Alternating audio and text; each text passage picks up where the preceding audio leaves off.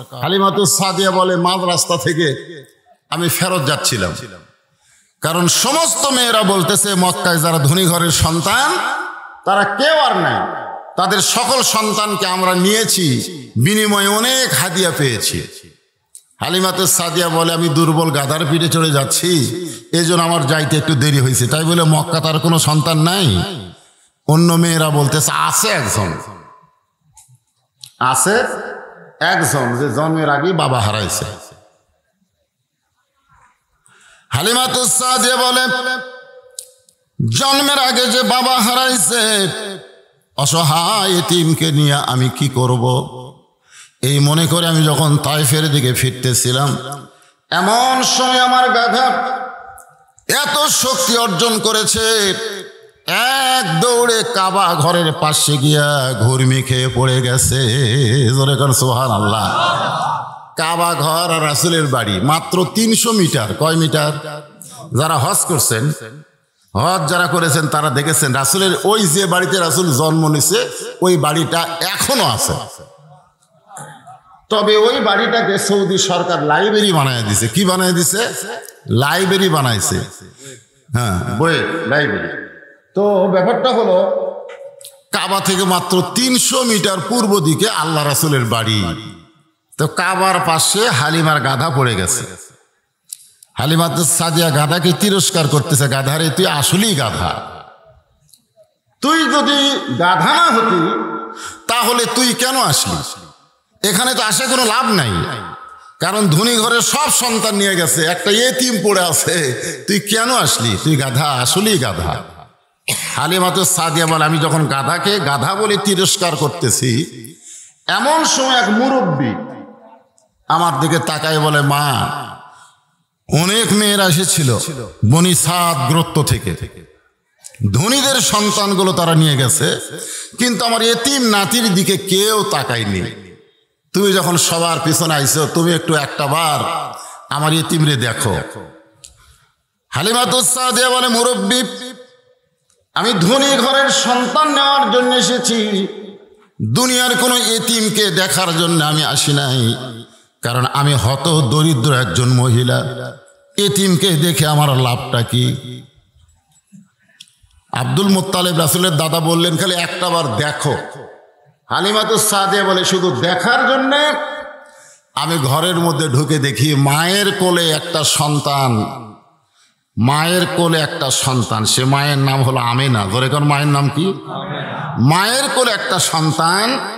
আমি তার দিকে তাকায় দেখি এত সুন্দর, যেন পূর্ণিমার চাঁদের রোশনা ফেলে মেরে গেছে। জোরে কোন সুবহানাল্লাহ। এই জন্য আব্দুল আলিম একটা গজল গাইছে, 400 রোজ গ্রহ তারা, তারি নূরের ইশারা, নইলে যে অন্ধকারে ডুবিত এই ধরনী। সবাই বলেন নবী মোর পরশমণি, নবী মোর সোনার খনি, নবী নাম ভাবে যেজন সেই তো দোজা হানের ধনী। এত সুন্দর সন্তান দেখে দুনিয়ার কোনো মেয়ে মানুষ আর দাঁড়িয়ে থাকতে পারে?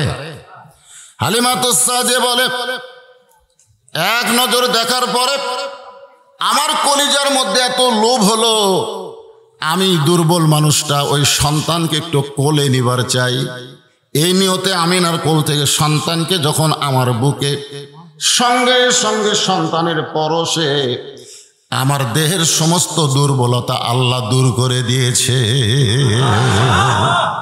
ছোট্ট নবী, যখন তিনি নবী না, জন্ম নিয়েছেন, সেই নবীর পরশে একটা দুর্বল শরীর যদি সুস্থ হয়ে যায়, আজকে সেই নবীর আদর্শ যদি বাংলার উম্মতেরা গ্রহণ করে, তাহলে তারা ইমানের বলে শক্তিশালী হবে না দুর্বল হবে? আরে জবান খুলে কথা বলেন, শক্তিশালী না দুর্বল হবে? হ্যাঁ, আজকে আমরা সবাই রাসূলের উম্মত। আল্লাহ রাসূল বলেছেন, আমার একটা উম্মত বাহিরে থাকা অবস্থায় আমি ভিতরে ঢুকবো না। কিসের ভিতর? তাহলে বুঝতে পারছেন? দেখছেন, এত বড় কথা পৃথিবীর কোন নেতা বলবে? বলবে?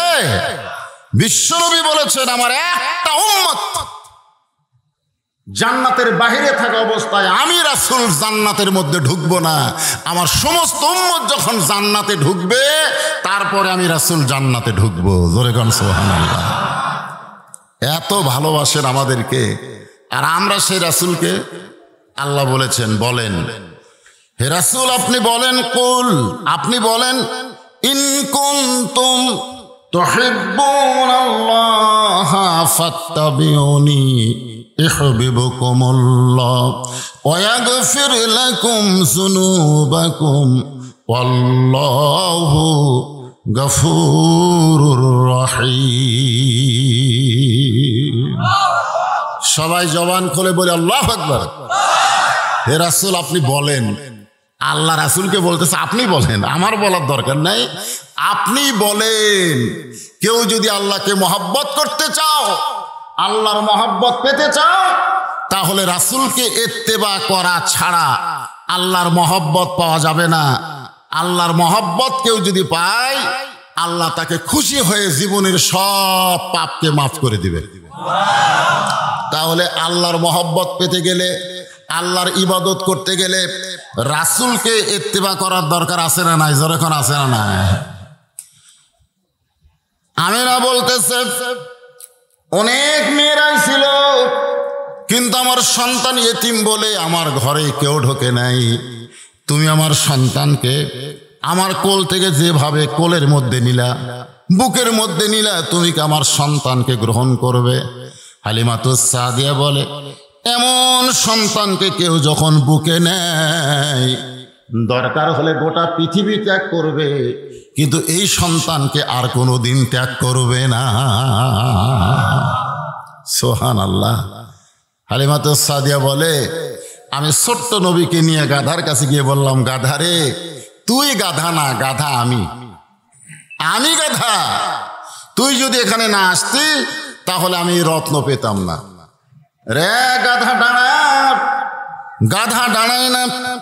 কে যেন বলে হালিমা, যেই সন্তানের পরশে তুমি শক্তিশালী হয়ে গেছো, ওই সন্তানের বাম পাটা গাধার মাথায় লাগায়া দাও। হালিমাতুস সাদিয়া ওই ছোট্ট নবীর বাম পা যখন গাধার মাথায় লাগায় দিছে, সঙ্গে সঙ্গে দুর্বল গাধা সবল হয়ে দাঁড়িয়ে আছে। হালিমাতুস সাদিয়া বলে ওই ছোট্ট নবীকে গাধার পিঠে নিয়ে যখন আমি বসলাম, একখণ্ড মেঘ এসে আমার মাথার উপর ছায়াদান করতেছে। শুধু মেঘ ছায়াদান করে না, কে যেন আমাকে বাতাস করতেছে। কঠিন রোদের দিনে এত সুন্দর বাতাস, মাথার উপরে মেঘ ছায়াদান করে। কে রে?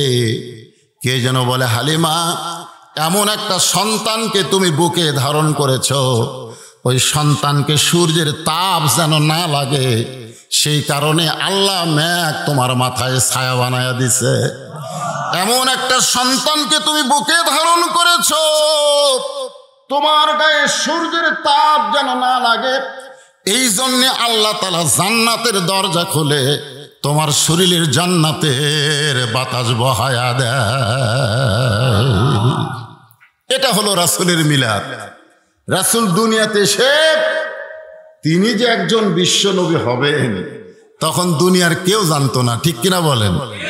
জেনেছে সম্পর্ক যারা করেছে, হালিমায় সম্পর্ক করেছে, কিছুটা জেনেছে। এই জন্য হালিমাতুস সাদিয়া ঈমান নিয়ে দুনিয়া থেকে বিদায় নিয়েছে। জান্নাতুল বাকি যারা হজ করতে গিয়ে জান্নাতুল বাকি জিয়ারত করেছেন, তারা দেখবেন জান্নাতুল বাকির মাঝখানে মা হালিমাতুস সাদিয়ার কবর। জোরে কোন সুবহানাল্লাহ। আল্লাহ রাসূল নিজের হাতে দুধ মাকে কবর দিয়েছেন। নিজের হাতে দুধ মাকে কি দিয়েছেন? কবর দিয়েছেন। আল্লাহ রাসূলের মা তো 6 বছর বয়সে মারা গেছে, ঈমান গ্রহণ করতে পারে নাই, কিন্তু দুধ মা হালিমাতুস সাদিয়া ঈমান গ্রহণ করে দুনিয়া থেকে বিদায় নিয়েছেন। আমি আজকে সে রাসূলকে নিয়ে আপনাদের সামনে কথা বলবো, একটু মনোযোগ দিয়ে শোনেন। রাসূলের 40 বছর, রাসূলের যে 40 বছর, রাসূলের বিরুদ্ধে একটা মানুষও ছিল না মক্কায়। কয় বছর? 40 বছরে আবু জেহেলও রাসূলের পক্ষে। জনগণকে ডাক দিয়ে, এরকম হাজার হাজার জনগণকে ডাক দিয়ে আবু জেহেল বলতেছে, ভালো মানুষ যদি দেখতে চাও আব্দুল্লাহর এতিম পোলার দিকে তাকাও, আজ থেকে আমি ঘোষণা করলাম, আজ থেকে আব্দুল্লাহর এতিম পোলা হচ্ছে আল আমিন। এই ঘোষণা করেছে আবু জেহেল। কি ঘোষণা করছে? আল আমিন। টাকা পয়সা যা ব্যাংকে রাখার দরকার নাই, আব্দুল্লাহর এতিম পোলার কাছে রাইখা দিও, ওই টাকার কোনোদিন খিয়ানত হবে না। মক্কার কোনো কেউ আল্লাহ রাসূলের বিরুদ্ধচারণ করেনি, সবাই শুধু তারিফ করেছে, তারিফ আর তারিফ। এত সুন্দর ছেলে, এত সুন্দর মানুষ, সুবহানাল্লাহ। কিন্তু বিরুদ্ধচারণ হয়েছে কখন? যখন নবীর উপরে আল্লাহ তাআলা এই যে দেখতেছেন, তাফসিরুল কোরআন মাহফিল নাম দিয়েছে যুবকেরা। হ্যাঁ, এই কোরআন শরীফ যখন নবীর উপরে নাজিল হলো, এই নাজিল হওয়ার পর থেকেই, কারণ কোরআন এমন একটা কিতাব যেটা শুধু ঘরের মধ্যে রাখলে হবে না। আপনি যদি আমাদের বাংলাদেশে কোরআন মাদ্রাসায় রাখেন, মসজিদে রাখেন, ঘরের মধ্যে রাখেন, বাংলাদেশের বাতিলেরা আপনাদের বিরুদ্ধে কিছুই বলবি না, কিছু বলবে না। যে কোরআন তো ঘরের মধ্যে আছে, অসুবিধা কি? কোরআন মসজিদের মধ্যে আছে, সমস্যা নাই। কোরআন মাদ্রাসায় আছে, অসুবিধা নাই। কিন্তু কোরআন দিয়ে যদি সমাজ গঠন করতে চান, যদি বলেন আল কোরআনের আলো সব জায়গায় জ্বালো, তাহলে দেখবেন বাকিদের কলিয়া যে আগুন ধরে গেল। জোরে খান কথা ঠিক কিনা? আপনারা বলেন, এই কোরআন কি শুধু ঘরের মধ্যে? এ কোরআন কি শুধু মাহফিলের ভিতর? এই কোরআন সব জায়গায়। এই জন্য আল্লাহ বলেছেন, অনুনাজ্জিলু মিনাল কোরআন মা হুয়া শিফাউ ওয়া রাহমাতুল লিল মুমিনিন। যার বাংলা অর্থ হলো সব সমস্যার সমাধান দিতে পারে আল কোরআন। আপনি যত সমস্যায় পড়েন, এই কোরআন আপনাকে সমাধা দিয়ে দিবে। জোরে কোন সুবহানাল্লাহ। তাহলে রবিউল আউয়াল মাসে রাসূল সম্পর্কে জানতে গিয়ে এই স্লোগানটা আপনাদের সবাইকে দিতে হবে। আমি যেই বলবো সব সমস্যার সমাধান, আপনার বলবেন দিতে পারে আল কোরআন। যারা বলবেন না, তারা কোরআনের সুপারিশ থেকে বঞ্চিত হবে। যারা বলবেন না, মুখ বন্ধ করে থাকবেন। অনেকে হয়তো ভাবতেছেন যে আমি জীবনে এলা স্লোগান দেইনি, আজকে দিব না। হ্যাঁ, আছে তো বাংলাদেশে এমন কিছু দল আছে, যেই দলে এই কোরআনের পক্ষে, আল্লাহর পক্ষে কথা হয় না। জোরে কোন কথা ঠিক কিনা? কিন্তু আমরা যখন কোরআনের প্যান্ডেলের মধ্যে বসে গেছি, তখন আমরা কোনো দল নাই, আমরা এক দল। ঠিক কিনা বলেন? আমরা যখন মসজিদের মধ্যে ঢুকি, আপনারা বলেন তো, মসজিদের মধ্যে যে আওয়ামী লীগ ভাই নামাজ পড়ে, ঢোকে না? বিএনপি যারা নামাজ পড়ে, ঢোকে না? জামাত ইসলাম, পীর মুরিদি যারাই নামাজ পড়ে, ঢোকে কি ঢোকে না? আপনারা কোনোদিন দেখছেন যে আওয়ামী লীগ বাম পায়ে ঢুকছে? ঢোকার সময় সবাই একই পা, একই দোয়া। আবার যখন কাতারবদ্ধ হয়, তখন দেখবেন একে ডাহা আওয়ামী লীগ আর ডাহা বিএনপি একসাথে কাতার সোজা করতেছে। ইমামতি করার কেউ নাই রে। তখন বলতেছে জামাত ইসলামের এক ভাইকে, ভাই তুই সামনে যা, কারণ বিএনপি আওয়ামী লীগের মধ্যে ইমামতি করা খুব কঠিন। জোরে কোন কথা ঠিক কিনা? এখন জামাত ইসলাম তাবলীগের এক ভাইকে দেখে বলতেছে, ভাই তুই সামনে যা ভাই। তখন কয়, ভাই রে, তুই হলি স্বাধীনতার স্থপতি আর তুই হলি স্বাধীনতার ঘোষক। বিএনপি ঘোষক আর আওয়ামী লীগ হলো স্থপতি, আর আমি হলাম রাজাকার। কয় মসজিদের মধ্যে কোনো দলাদলি নাই রে, মসজিদের মধ্যে সবাই এক দল। জোরে কোন সুবহানাল্লাহ। তাহলে মসজিদের মধ্যে ঢুকলে যেমন এক দল, কোরআনের মাহফিলে ঢোকা মাত্র আমরা কয় দল? এই জন্য সবাই বলবেন, আমি যেই বলবো সব সমস্যার সমাধান, আপনার বলবেন দিতে পারে আল কোরআন। বলতে পারবেন? সব সমস্যার সমাধান আল কোরআনের আলো। না, ঘরের কথা তো আগেই বললেন। আমি যখন ঘর ছিলাম, আলো, ঘর থেকে যখন বাইরে হলাম, তখন দুই ছেলে খালি মোবাইলে লাইট ধরতেছে, রাস্তা দেখাচ্ছে আমাকে। তার মানে কি বোঝালো? যে খালি ঘরে আলো হবে না, ওই প্যান্ডেল পর্যন্ত যা, রাস্তা অন্ধকার আলো করা লাগবে। জোরে কোন কথা ঠিক কিনা? অন্ধকার রাস্তা রাখলে হবে না, সব জায়গায় যেই বলবো আল কোরআনের আলো, আপনার একটা খাঁটি স্লোগান দেবেন, সব জায়গায় জালো। বলতে পারবেন না? আল কোরআনের আলো, কোরআন হাদিস যেখানে, দুনিয়ার মুসলমান লিল্লাহে তাকবীর। আলহামদুলিল্লাহ।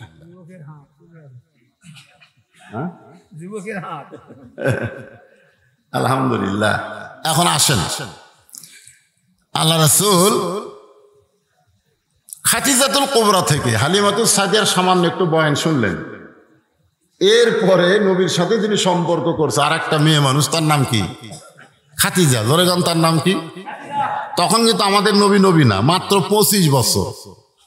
25 বছর খাদিজার বাড়িতে কাজ করত। কিন্তু খাদিজা ওই হালিমাতুস সাদিয়ার মতো এমন কিছু দেখছে, দেখার পরেই তার ভিতরে বিয়ে বসার একটা বাসনা জাগছে। তখন মা খাদিজার বয়স হলো 40 বছর। ধরে কোন কয় বছর? 40 বছর বয়সে একটা রাখালের সাথে বিয়া বসবে। মা খাদিজাতুল কুবরা যখন নবীর সঙ্গে বিয়ে হলো, মক্কার বড় বড় নেতারা খাদিজাকে টিটকারি করা শুরু করে দিল যে আমাদের মতো নেতারা থাকতে মক্কার সবচাইতে ধনবতী রমণী ওই খাদিজা ওই আব্দুল্লাহর এতিম পোলার সঙ্গে বিয়ে বসলো কেন? মক্কার বড় বড় নেতা আবু জেহেল, উতবা, সাইবা, আবু সুফিয়ান করে আমরা থাকতে। কারণ খাদিজা ছিল না, মক্কার সবচাইতে ধনবতী ছিল। বলেন সুবহানাল্লাহ। খাদিজার একটা ডিগ্রি ছিল তাহেরা। তাহেরা মানে পুত পবিত্র। বলেন সুবহানাল্লাহ। তো আল্লাহ রাসূল খাদিজাকে বলতেছে, দেখেন আপনি আমার সাথে বিয়ে বসলেন, আমাকে স্বামী বানালেন, কিন্তু মক্কার নেতারা তো খালি খুশখুশ করতেছে। তো খাদিজা একদিন সব নেতাদেরকে দাওয়াত দিয়ে বলতেছে যে আব্দুল্লাহর এতিম পোলাকে আমি বিয়ে করে ঠকেছি না জিতেছি? তো সমস্ত নেতারা বলতেছে 100 বার ঠকছেন, জিতার তো কোনো লক্ষণ নাই। আপনার বাড়িতে রাখালি করতো, আর সেই গরিব এতিমরে আপনি বিয়ে করে জিতলেন কেমনে? আপনি ঠকে গেছেন। খাদিজা বলতেছে তার আমার 3টা প্রশ্নের উত্তর দাও। 1 নম্বর প্রশ্ন হলো, তোমরা বলো আমার বংশ ভালো না আব্দুল্লাহর এতিম পোলার বংশ ভালো? সব নেতারা তো মাথা নিচু করে কয়, হ্যাঁ বংশের দিকে খেয়াল করলে খাদিজার বংশের চাইতে আব্দুল্লাহর এতিম পোলার বংশই ভালো। তাহলে দেখো, বংশের দিক দিয়ে নিম্ন বংশের খাদিজা উচ্চ বংশের একটা স্বামী পাইছে। 2 নম্বর প্রশ্ন হলো, বলো মক্কার নেতারা বলো, চেহারার দিক দিয়ে আমি সুন্দর না আব্দুল্লাহর এতিম পোলা সুন্দর?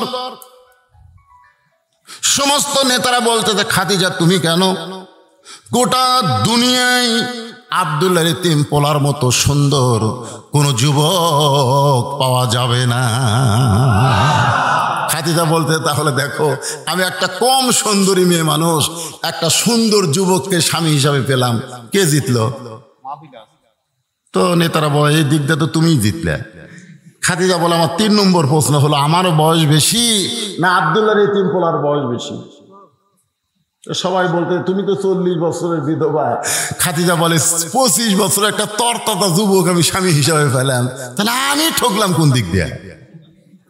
বংশের দিক দিয়ে ভালো বংশের স্বামী পেলাম, সুন্দরের দিক দিয়ে সর্বসুন্দর স্বামী পেলাম, আবার বয়সের দিক দিয়ে তরতাজা একটা যুবক স্বামী পেলাম। আমি তো ঠকিনি, ঠকছে আব্দুল্লাহর এতিম পোলা। তোমরা উল্টে পেঁচাল পারো কেন? তখন নেতারা বলতেছে তুমি যে ধনী আর সে যে গরিব। খাদিজা বলতেছে ধনী এবং গরিব এটাই যদি ঠকার মাপযন্ত্র হয় তাহলে শুনে নাও, আমার যত সম্পদ আছে এই মুহূর্তে আব্দুল্লাহর এতিম পোলাকে আমি দিয়ে দিলাম। দেখিয়া নবীর মোজেজা ধন্য বিবি খাদিজা, দেখিয়া নবীর মোজেজা ধন্য বিবি খাদিজা, ধন সম্পদ করিলেন অর্পণ। ওগো নবী, দয়ার নবী গো, আপনি হলেন খাদিজার জীবন। জোরে কান সুবহানাল্লাহ। খাদিজাতুল কুবরার কাছে নবী 15 বছর। ধরে কোন কয় বছর? 15 বছরের 13 বছর যখন গেছে তখন নবীর মধ্যে কি যেন একটা ভাব তৈরি হয়েছে, আর সেই ভাবে নবী খাদিজার ঘর ছেড়ে গাড়ে হিরাই উঠছে, মাটি থেকে 2600 ফুট উপরে। খুব খেয়াল করবেন, এই কোরআন কিন্তু সবসময় কোথায় থাকে? কথা কয় না, কোথায় থাকে? সব সময় উপরে থাকে। আপনার বাড়িতে যত জিনিস আছে আপনি বলেন তো কোরআনের উপরে কিছু রাখা যাবে? আমি এক মাহফিলে যাই দেখি বিজ্ঞাপন এরকম কোরআনের উপরে রাখছে। আমি চট করে বিজ্ঞাপন টান দেয় কোরআন একটু সাইড করলাম। আমি বলো হুজুর কি হয়েছে? আমরা কোরআনের উপরে কোনো কিছু রাখা যাবে না। মাহফিলের বিজ্ঞাপন কে কোনো কিছু একটা হাদিস শরীফ পর্যন্ত আল্লাহর কোরআনের উপরে রাখা যাবে না, বরং হাদিসের উপরে কোরআন রাখতে হবে। জোরে কোন কথা ঠিক কিনা? এই জন্য 2600 ফুট উপরে আল্লাহ রাসূল সাধনা করলেন, ধ্যান করলেন।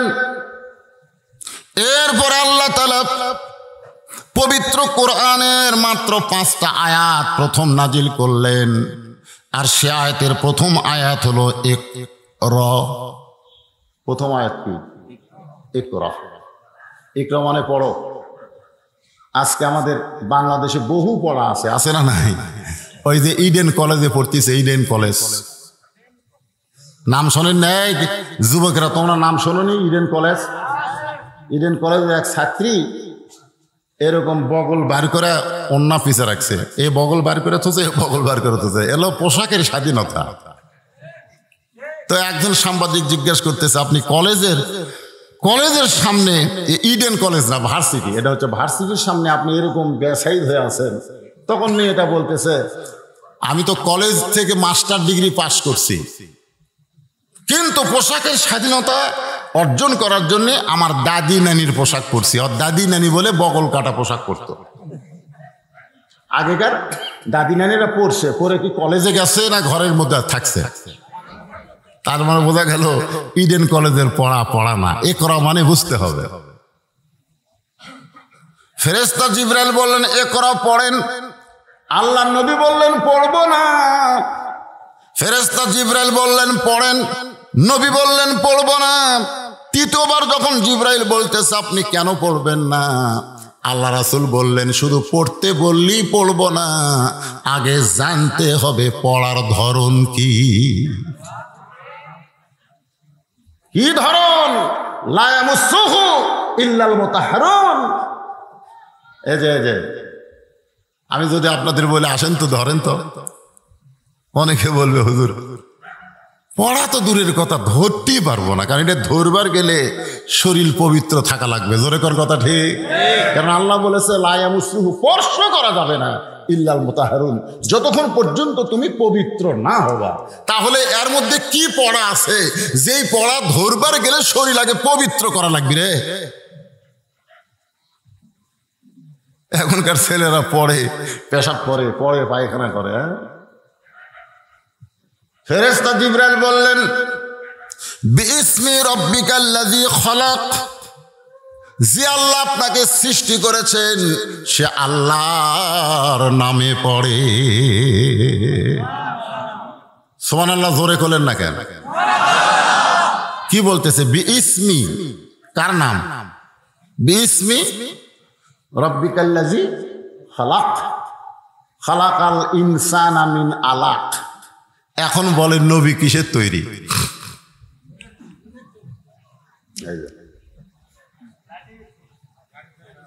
এটি মাটিও নাই, নূরও নাই, অজাতা খালি।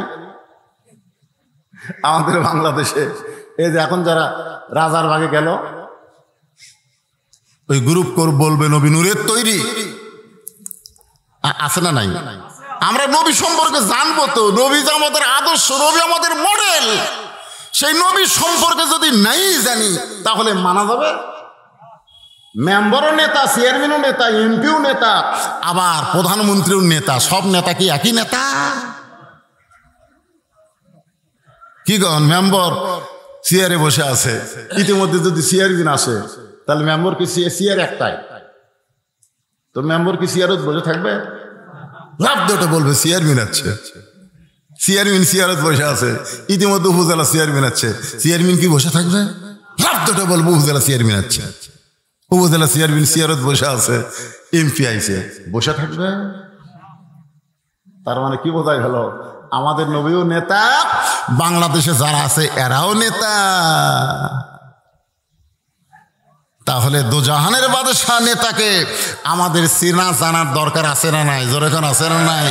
না জানলে তো মানতে পারবেন না। আল্লাহ যে বলতেছে ফাত্তাবিউনি, আপনাকে ইত্তেবা করলেই হবে মুকুল্লাহ, ইত্তেবা করা মাত্রই আমি আল্লাহ তাদেরকে মহব্বত করব। শুধু মহব্বত করব না, ইয়াগফির লাকুম যুনুবাকুম, তার জীবনের সব গুনাহ আল্লাহ মাফ করে দিবে। ভাইজান, আপনাকে কি বসার জায়গা হবে না? বসেন, এখানে দাঁড়ায় থাকলে কতক্ষণ শুনবেন?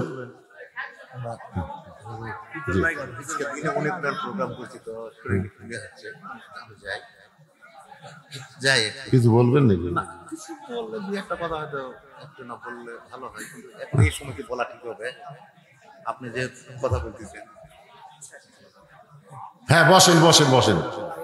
এই আপনারা শোনেন, আজকে আল্লাহ রাসূল জানবেন, বুঝবেন, তারপরে মানবেন, এই নিয়তে ওয়াজগুলো শুনবেন কোরআন থেকে। এই জন্য একটু জমে বসেন, তো জমে বসেন, একটু জমে বসেন। যার সামনে ফাঁকা আছে এই ফাঁকা জায়গাটা পুরো করে বসেন। আর যারা আশেপাশে ঘোরাঘুরি করতেছেন, আল্লাহর রাস্তায় জান্নাতের বাগানে বসেন, বসেন, সকলে বসেন, একটু জিকির করেন লা ইলাহা ইল্লাল্লাহ, লা ইলাহা ইল্লাল্লাহ, লা ইলাহা ইল্লাল্লাহ, লা ইলাহা ইল্লাল্লাহ, লা ইলাহা ইল্লাল্লাহ, লা ইলাহা ইল্লাল্লাহ, লা ইলাহা লা ইলাহা ইল্লাল্লাহ মুহাম্মাদুর রাসূলুল্লাহ সাল্লাল্লাহু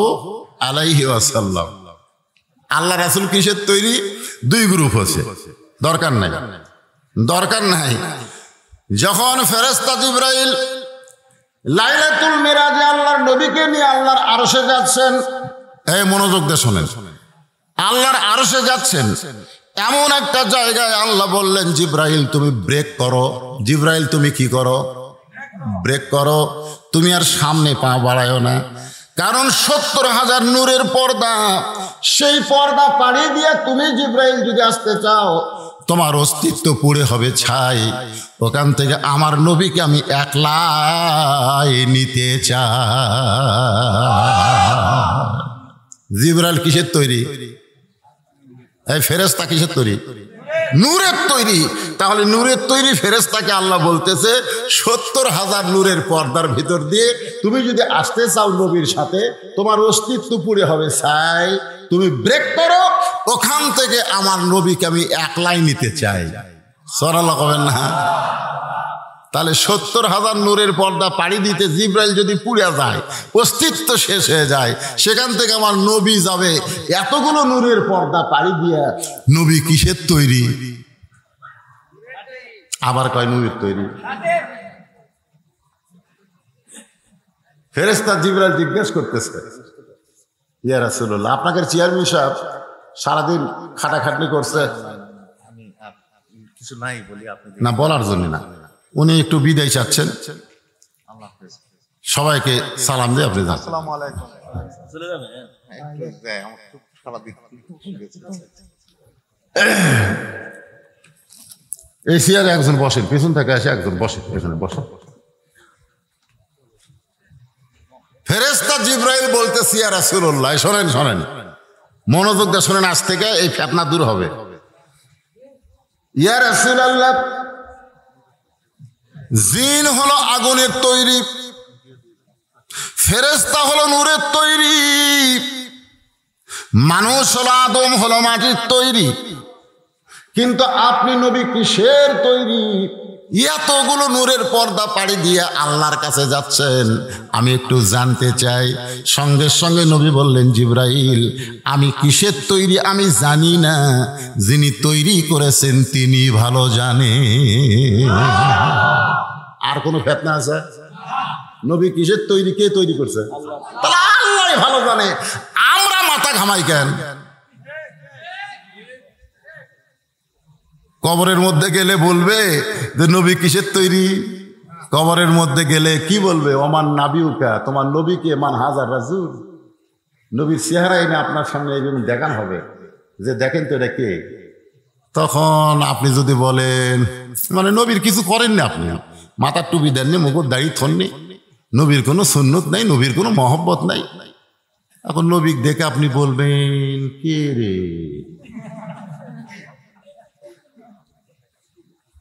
এই নূরের তৈরি আর মাটির তৈরি নিয়ে ফেতনা করে আমাদের মুসলমানের মধ্যে কোনো দলাদলি করার দরকার।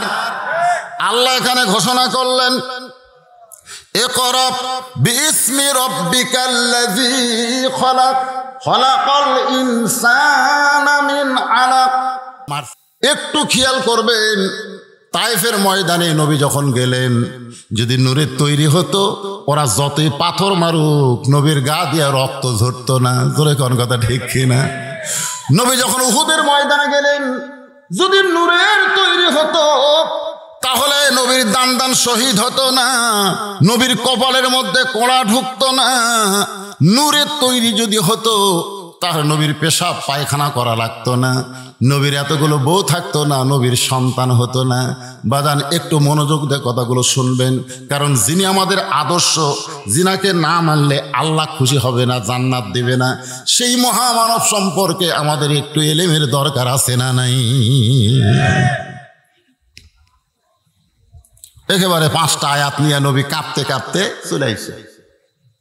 ওই 2600 ফুট উপরে গাড়ি হিরাতে আমি কয়েকবার উঠছি। 2600 ফুট, 2600 ফুট মানে কয় তালা? 10 ফুটে যদি 1 তালা হয়, 10 ফুট আমাদের বাংলাদেশে যে তালাগুলো নেয় 10 ফুটে 1 তালা, তাহলে 100 ফুটে 10 তালা, 2600 ফুটে কয় তালা? কেরে পাগলা, 1000 ফুটে 100 তালা, 2000 ফুটে 200 তালা, আর 600 ফুটে 60 তালা, তাহলে 260 তালা। আমাদের 10 তালা উঠলি লিফট লাগে, জোরে কোন কথা ঠিক কিনা? সিঁড়ি বয়ে ওঠেন তো দেখি 10 তালা, আর 2600 ফুট উপরে গাড়ি হীরা, সিঁড়ি নাই রে। এখন আপাতত পাথর কাটাকাটি একটু ওঠার ব্যবস্থা করে দিচ্ছে। আল্লাহ আমাকে দুইবার ওখানে নিয়ে গেছে। আমি ওখানে গিয়ে নামাজ পড়ছি। একটু চোখ বন্ধ করে সাধনা করলে, চিন্তা করলে মনে হয় নবীর গায়ে সুঘ্রাণ এখনো গাড়ি হীরার মধ্যে লেগে আছে। জোরে কোন সুবহানাল্লাহ। সেই গাড়ি হীরা থেকে নবী নেমে আসলেন। খাদিজাতুল কুবরা বলতেছে, আজকে কি খিদা বেশি লাগছে নাকি? প্রতিদিন ওই 2600 ফুট উপরে খাদিজা দুইবার খাবার নিয়ে যেতেন। জোরে কোন কয়বার? একটা মহিলা 40 বছর বয়সে নবীর সঙ্গে বিয়ে হয়েছে, আর যখন কোরআন নাজিল হয়েছে তখন বয়স কত হয়েছে চিন্তা করেন? 55 বছর। জোরে কোন কত বছর? তাহলে যখন খাবার 2বার নিয়ে যাইতেন তখন খাদিজার বয়স হলো 53 বছর। এই 53 বছরের একজন বৃদ্ধা মহিলা দৈনিক 2বার ওই 2600 ফুট পাহাড়ের ওই গাড়ে হীরায় গিয়া নবীরে খাবার দিতে। কিন্তু আজকে খাবার রেডি করে যখন যাবেন খাদিজা, ইতিমধ্যে নবী নিজে আইছেন। তো খাদিজা বলতেছে, একটু স্বামী তো রসিকতা করে বলতেছে, আজকে কি খিদা বেশি লাগছে নাকি? আল্লাহ রাসূল বললেন, জামবি লুনি, কম্বল দিয়ে আমাকে ঢেকে দাও, কম্বল দিয়ে আমারে ঢেকে দাও। খাদিজাতুল কুবরা বলে, কি হয়েছে? নবী খালি থরথর করে কাঁপতেছে। কারণ কোরআনের একটা ওজন আছে না নাই? জোরে কোন আছে না নাই? যে ওজন পাহাড় সইতে পারবে না, যে ওজন আসমান জমিন সইতে পারবে না, সেই কোরআন আল্লাহ নবীর উপরে নাজিল করেছে। খাদিজাতুল কুবরা বললেন, হুজুর কোনো টেনশন করবেন না, কোনো চিন্তা করবেন না, কারণ আপনি যখন আমার বাড়িতে রাখাল ছিলেন তখনই আমি দেখছি আপনি সাধারণ মানুষ না। কারণ দুপুর বেলায় আমি যখন বেলকুনিতে আরাম করতেছিলাম তখন দেখি আমার সমস্ত রাখাল ঘরের মধ্যে বিশ্রাম করতেছে। হাজার হাজার উট দুম্বা মাঠে ময়দানে। খাদিজা বলতেছে আল্লাহ রাসূলের কপালে হাত দিয়া, যে আমি 40 বছরের বিধবা, মক্কার সবচাইতে ধনী মহিলা, আপনার মতো রাখালকে বিয়ে করার কারণ কি? এটা কি আমি আজ দেখছি? আজ থেকে 15 বছর আগে আমার সব রাখালগুলো ঘরের মধ্যে আরাম করতেছে। আমি রাখালের সর্দারকে ডাক দিয়ে বললাম, এই সর্দার, এই হাজার হাজার উদ্যম্ব বাদ দিয়ে তোমরা ঘরের মধ্যে আরাম করো, তোমাদের কি ভয় ডর নাই? রাখালের সর্দার বলে, মালকিন আপনি জানেন না, এমন একজন রাখাল আমরা পেয়েছি যে রাখাল উর্দুম্বারে যা কয় তাই শোনে। যদি কয় খা তাহলে উর্দুম্বা খায়, যদি কয় খাওয়া বন্ধ কর খাওয়া বন্ধ করে। তো এক রাখাল দিয়ে যদি হাজার হাজার উর্দুম্বা চলে তো খামাকা হামাকের থাকা লাভ কি? খাদিজাতুল কুবরা বলে, রে রাখালের সর্দার, একজন রাখালের কথাই জন্তু জানোয়ার চলে, এই গাঁজাখুরি গল্প কেমনে করো? রাখালের সর্দার বলে, বিশ্বাস যদি না হয় আপনি তদন্ত করেন।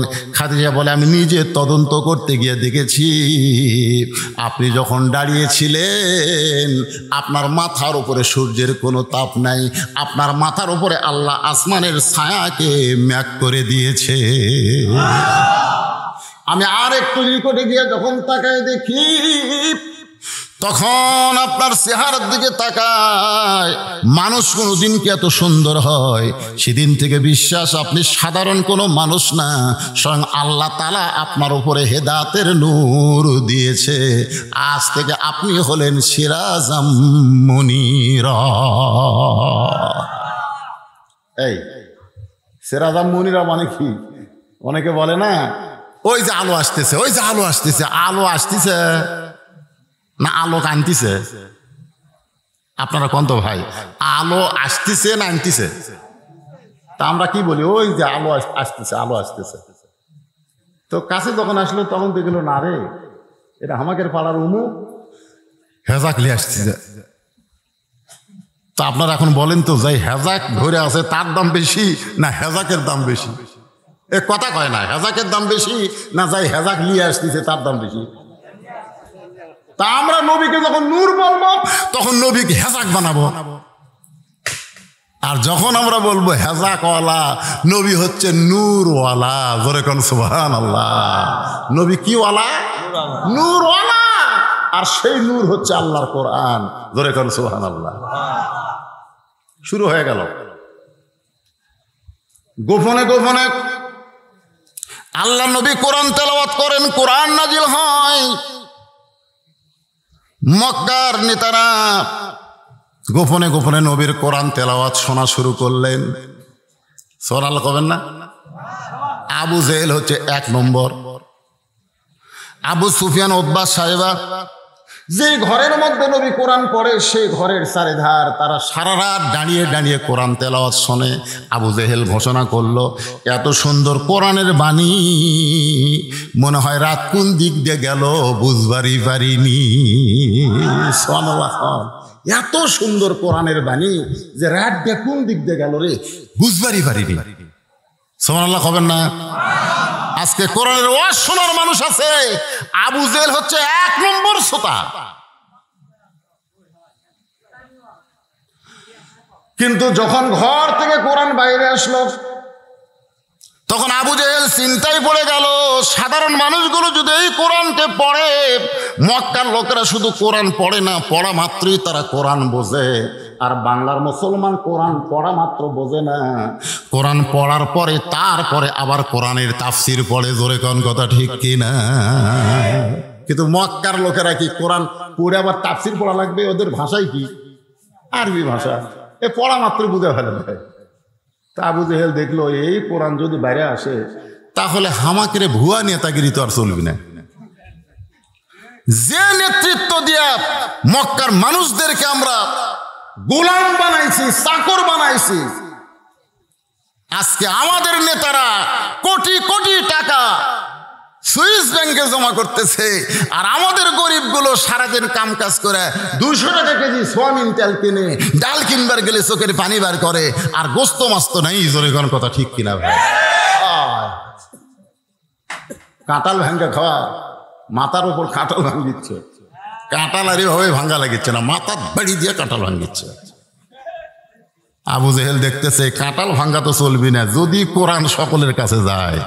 আজ আবু জেহেলের দোসরেরা দেখতেছে এই কোরআন যদি সমস্ত মুসলমান গ্রহণ করে তাহলে আমাদের ভুয়া নেতৃত্ব থাকবে না। জোরে কোন কথা ঠিক?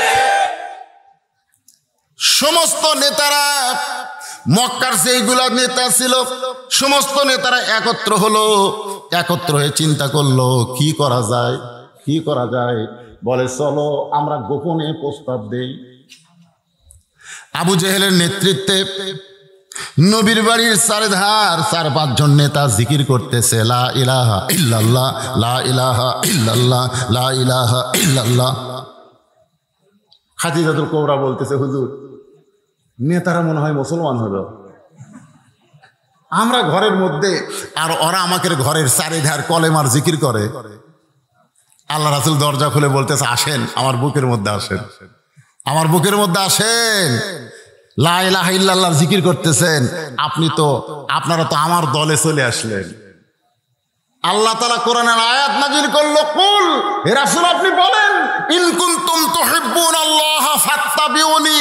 শুধু লা ইলাহা ইল্লাল্লাহ বললে হবে না, মুহাম্মদ রাসূলুল্লাহ বলা লাগবে। ওরা খালি লা ইলাহা ইল্লাল্লাহ কয়, মুহাম্মদ রাসূলুল্লাহ বাদ দেয়। মুহাম্মদ রাসূলুল্লাহ, এই যে আমরা দরুদ পড়লাম আল্লাহুম্মা সাল্লি আলা সাইয়্যিদিনা, পড়েন না? আপনার দরুদ পড়েন না? আল্লাহুম্মা সাল্লি আলা সাইয়্যিদিনা পড়েন না ভাইজান? পড়েন না? সাইয়্যিদিনা মানে কি? যে দরুদ না পড়লে কোনো ইবাদত কবুল হবে না, সেই দরুদে আপনি নবীকে নেতা বলতেছেন। সাইয়্যিদিনা মানে আমাদের নেতা। আপনি নামাজের দরুদে আপনি নবীকে নেতা বলতেছেন, আর দরুদ বাদ দিয়ে বাইরে যায় অন্য একজন মানুষকে নেতা বানায়া তার পিছনে চামচাগিরি করতেছেন। একটু মনোযোগ দিয়ে শুনবেন।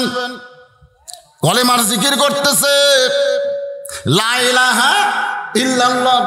নবী খুশি হয়ে তাদের জন্য দরজা খুলে দিয়েছে। আল্লাহ বলতেছে হুজুর যতক্ষণ মুহাম্মদ রাসূলুল্লাহ ফাত্তাবিউনি আপনাকে ইত্তেবা না করবে ততক্ষণ পর্যন্ত ওদের কলমা আমি আল্লাহ গ্রহণ করব না। আমি আল্লাহ আপনাকে এত ভালোবাসি, সুবহানাল্লাহ কম। ওরা লা ইলাহা ইল্লাল্লাহ কইছে থেকে আপনি খুশি হয়ে গেছেন। যারা লা ইলাহা ইল্লাল্লাহ বলছে আপনি খুশি হয়েছেন, কিন্তু খালি আপনি খুশি হলে হবে, আমি আল্লাহকেও খুশি হওয়া লাগবে। নবী বলতেছে আল্লাহ আপনি কখন খুশি হবেন? বলে যখন ওরা মুহাম্মদ রাসূলুল্লাহ বলবে তখন আমি আল্লাহ খুশি হব। তার মানে বোঝা গেল আপনি যতই আল্লাহকে ঈমান বিশ্বাস করেন, নবীকে যদি গ্রহণ না করেন আল্লাহ আপনাকে কখনো কবুল করবে না। জোরে কোন কথা ঠিক? তাহলে আল্লাহর নবীকে কবুল করতে গেলে, গ্রহণ করতে গেলে নবীর আদর্শ আমাদের গ্রহণ করতে হবে। নবীর আদর্শটা কি এটা বোঝানোর জন্য বলতেছি, একটু মনোযোগ দিয়ে শোনেন। হোসাইন রাদিয়াল্লাহু বসে আছে। কে বসে আছে? হোসাইন বসে আছে। ইতিমধ্যে ইয়াজিদের কিছু লোক, আমাদের বাংলাদেশে এজিদ মার্কা মুসলমান আছে না নাই? এজিদ মার্কা মুসলমান যারা কালকে পূজার বাড়িতে গেছিল, এজিদের কিছু লোক এসে হোসেন রাদিয়াল্লাহকে বলতেছে হোসাইন খামাখা গন্ডগোল করে লাভ কি? খামাখা আমাদের বাংলাদেশে টুপিওয়ালাদেরকে অনেকে বলে জিএমবি জঙ্গি, বলে কি বলে না? খামাখা ওয়াজের মাসে ময়দানে এসে নবীর 13 বছরের মক্কার 13 বছরের ওয়াজ করবে, একটা ফেসাদ হবে না। কিন্তু বক্তারা মদিনার ইসলামত জায়গা, মানে মক্কার পিটন খাওয়ার ইসলাম আপনি সারা রাত ওয়াজ করেন, আপনার বিরুদ্ধে কেউ যাবে না। কিন্তু যেই মদিনার ইসলামত যাবেন তখনই কেউ ওরে বাবা রে, কারণ মক্কাত নেতা আসলে আবু জেহেল, নবী আসলো ইমাম। 13 বছরে মাত্র 320 জন মুসলমান। কিন্তু মদিনায় আমাদের নবী শুধু নবী ছিল না, আমাদের নবী রাষ্ট্র নেতা ছিল। জোরে কোন কথা ঠিক কিনা? হ্যাঁ, একটু হ্যাঁ করেন, একটু মনোযোগ দিয়ে শুনবেন নবীর উম্মতেরা। আর সময় বেশি নাই, ইমাম মেহেদী আলাইহিস সালাম অল্প সময়ের মধ্যে দুনিয়াতে আসবে। এখন থেকে আমাদেরকে সজাগ হওয়া লাগবে, সঠিক পথ আমাদের গ্রহণ করতে হবে। গ্রহণ করার দরকার আছে না নাই? কারণ যুবকেরা যখন বিপদে চলে যায়, অধিকাংশ যুবক দেখেন লাইনে নাই। অধিকাংশ যুবক যারা আজকে মাহফিল করতেছে খোঁজ লিয়া দেখেন, তাদের অধিকাংশ যুবক হয়তো এশার নামাজে পড়ে নাই। মসজিদের উন্নয়ন কল্পে মাহফিল করতেছে যুবকেরা, হয়তো দেখবেন ওয়াজ শোনার পরে এরা ফজরের সালাতো খায়রুম মিনান নাওম শুনতে পাবে না, এরা ঘুম পাড়বে। তার মানে বোঝা গেল যুবকেরা লাইনে আছে না বিপদে গেছে? আজকে আমাদের নারীরা লাইনে আছে না বিপদে গেছে? আমার মায়েরা যারা পর্দার অন্তরে একটু মনোযোগ দেন, হুসাইন রাদিয়াল্লাহকে ইয়াজিদের লোকেরা বলতেছে, হুসাইন তোমার নানা হলো বিশ্ব নবী, তোমার বাবা হলো বিশ্ব আলেম, তোমার মা হলো খাতুনে জান্নাত, তুমি এমন একটা বংশ থেকে আইছো, তুমি খালি বসে থাকবে আর আমরা হাদিয়া দিব, তুমি বসে বসে খাবে। যেরকম বর্তমানে পীরের দরবারে পীর কোনোদিন মুরিদের বাড়িতে আসে না, বরং মুরিদেরাই পীরের বাড়িতে হাদিয়া লিয়া যায়। জোরে কোন কথা ঠিক কিনা? ইয়াজিদের লোকেরা বললো তুমি হবা বড় পীর। হোসাইনকে বলতেছে তোমার নানা বিশ্ব নবী, তোমার বাপ বিশ্ব আলেম, তোমার মা খাতুনে জান্নাত, তোমাকে গন্ডগোল করা লাগবে, কিসের যুদ্ধ রে, খালি বসে খা। সঙ্গে সঙ্গে হোসাইন দাঁড়িয়ে গেলেন। বসে থাকবার কথা বললো, হোসাইনকে বসে থাকছে। কুম কুম, আল্লাহ বলতেছে কুম, দাঁড়াও, লিল্লাহে, কার জন্যে? কার জন্যে দাঁড়ান লাগবে? অনীতিন আনুগত্য নিয়ে দাঁড়াও। হোসেন রাদিয়াল্লাহু বললেন, রে ইয়াজিদের চামচারা, আমার নানা শুধু বিশ্ব নবী না, আমার নানা হলো বিশ্ব নেতা।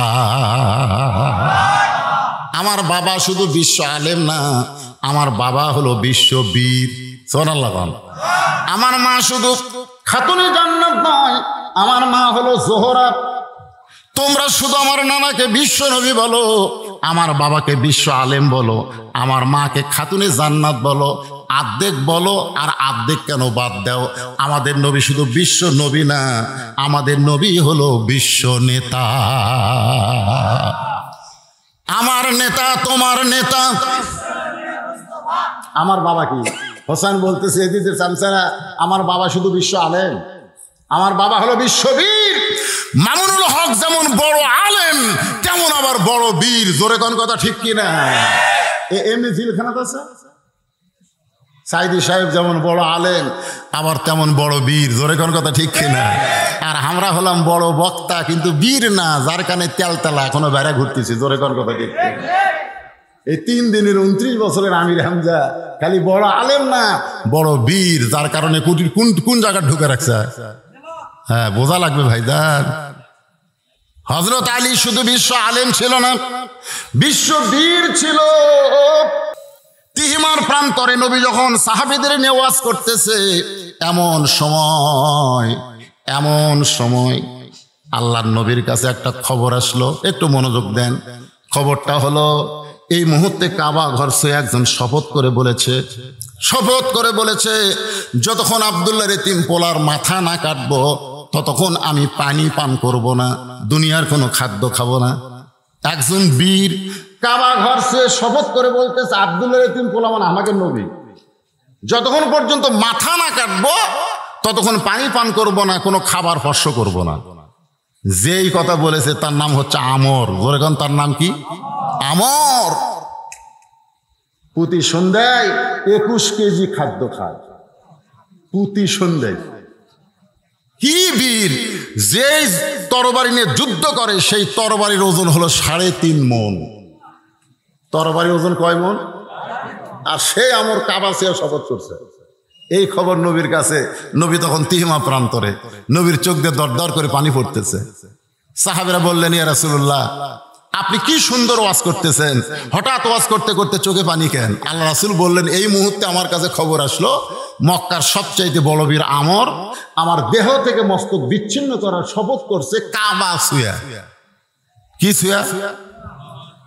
ওসমান গনি বলতেছে, হুজুর আপনি দোয়া করেন, এই প্রান্তর পর্যন্ত আমর আস্তে আস্তে আমর যেন লুলে হয়ে যায়। জোরে কোন, কি হয়ে যায়? লুলে। কারণ যে হাত দেওয়া অস্ত্র ধরবে, সে হাত যদি পঙ্গু হয়, যে পাও দিয়ে হেঁটে আসতেছে, সে পাও যদি লুলে হয়, তাহলে আপনাকে হত্যা করবি কেমনে? ওসমান গনি। আল্লাহ রাসূল বললেন, সাহাবীরা, ওসমানের কথা আমার পছন্দ হলো, লেও আমরা দোয়া করি। যেরকম বাংলাদেশে কোনো কিছু হলে আমরা দোয়া করি, আল্লাহ ঘরত আগুন লাগছে, আর পানি না দিয়ে নিচে বসে দোয়া করতেছে, আল্লাহ আগুন লিভে দাও, আল্লাহ তুমি ছাড়া আমার কেউ নেই, আল্লাহকে দোয়া বাদ দিয়ে পানি দে। জোরে কোন কথা ঠিক কিনা? এখন আল্লাহ রাসূল ওসমান গনির কথা মতো কেবল হাত তুলছে, এরকম দোয়া করার জন্য আল্লাহ যেন আমরের হাত পাও অবশ করে দেয়। জোরে কোন, কি করে দেয়? অবশ পর্যন্ত যেই মাত্র বলেছে সঙ্গে সঙ্গে ফেরেশতা জিবরাইল আল্লাহর নবীর কাছে এসে বলতেছে, ইয়া আইয়ুহান নাবিয়্যু হারজিল মুমিনিনা আলাল কিতাল। ওগো নবী, যাদেরকে নিয়ে আপনি দোয়া করতেছেন, এই দুইটা হাত খালি দোয়া করার হাত না, এই দুইটা হাত তো অন্যায়ের বিরুদ্ধে লাঠি ধরার হাত। দেখছেন, খালি এই দুই হাত কি? মুয়াজ্জিন সাহেব ইমামকে বলতেছে যে আবাদপুর যে চুরি শুরু হয়েছে হুজুর, যে চুরি শুরু হয়েছে, আপনি একটু দোয়া করেন এই গ্রামকে আল্লাহ যেন চোরের হাত থেকে হেফাজত করে। ইমাম সাহেব এশার নামাজ পড়ে সূরা ফাতিহা 3 বার, সূরা ইখলাস 10 বার, দুরূদ শরীফ 11 বার পড়ে সব মুসল্লি নিয়ে দোয়া করতেছে, আল্লাহ চোরের হাত থেকে আবাদপুর গ্রামকে হেফাজত করো, আল্লাহ চোরের হাত থেকে গ্রামকে হেফাজত করো। জানলার ওই পাশ থেকে চোর বলতেছে আমিন আমিন। চোর আমিন আমিন কেন বলতেছে? যে তোরা দোয়া করে ঘুমাই, তারপরে কাম কর মাহমি, ধরে কোন কথা ঠিক না। আর যদি ইমাম সাহেব বলতো মুয়াজ্জিন আবাদপুর গ্রামকে চোর মুক্ত করতে গেলে দোয়া করার দরকার নাই, বরং প্রত্যেকটা মুসল্লি 2 হাত করে একটা লাঠি বানাও, লাঠি বানায় যে দিক দিয়ে চোর আসবে মোড়ে মোড়ে গোপনে তোমরা 5 জন 7 জন লাঠি নিয়ে দাঁড়ায় থাকো। আপনারা বলেন তো, এই কথা যদি ইমাম কয় তাহলে চোর কি আমিন কবি? চোর কবি ওরে বাবা রে, এই 2 হাত এখন আর মনোযোগ নাই রে, এখন লাঠি গেছে রে, আরো গ্রাম ঢুকবে। আজকে আমাদের বাংলাদেশে অন্যায় অত্যাচার চলতেছে, একটাই কারণ, খালি মোনাজাতের মধ্যে আছি, লাঠির মধ্যে নাই। জোরে কোন কথা ঠিক কিনা? খালি মোনাজাত।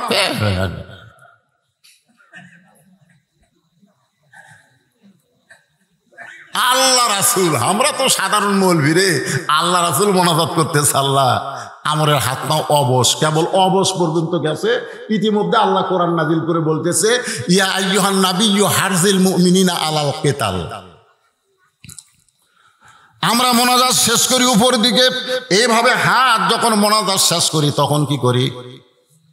এরকম চেহারার সাথে আমরা হোসেন দেই না, কেউ আবার চুমা খায়। তো আল্লাহ রাসূল মোনাজাত করতে করতে হাতটা নিচের দিকে নিয়ে গেছে। হযরত আবু বকর বললেন, হুজুর আপনি অনেক মোনাজাত করেছেন, হাত তো উপর দিকে তুলে মোনাজাত শেষ করেছেন, কিন্তু আজকে মোনাজাতের মাঝখানে হাত নিচের দিকে নিয়ে গেলেন। রাসূল বললেন, তোমাদের মধ্যে কেউ কি আসো? ওই আমর, আমি নবীর কাছে আসার আগে আমরের কাছে যাইতে পারবা? মানে আমর আমি নবীকে হত্যা করতে আসার আগে আমরের কাছে যাইতে পারবা? তোমাদের মধ্যে কি এমন কেউ আছো? প্রত্যেকটা সাহাবী মাথা নিচু করে চিন্তা করে, প্রতি সন্ধ্যায় 21 কেজি খাদ্য খায় আর 3.5 মণ তরবারি নিয়ে যুদ্ধে যায়, এত বড় বীরের সামনে কেমনে দাঁড়ায়? সবাই যখন মাথা নিচু করে চিন্তা করতেছে, এমন সময় পিছন থেকে 9 বছরের একটা ছোট্ট বালক, তার নাম হচ্ছে আলী, ধরে বলেন নাম কি? দাঁড়ায় বলতেছি, ইয়া রাসূলুল্লাহ ওই আমরের সামনে আমি আলী দাঁড়াবার চাই। রাসূল বললেন, এজলেস, বস বস বস। ছোট মানুষ তো বুঝেনি। আজকে আমাদের বাংলাদেশে আন্দোলনে কিন্তু বড় বড় নেতা করে কিছু হয় না, এরা সব পিছন দিকে থাকে। জোরে কোন কথা ঠিক কিনা?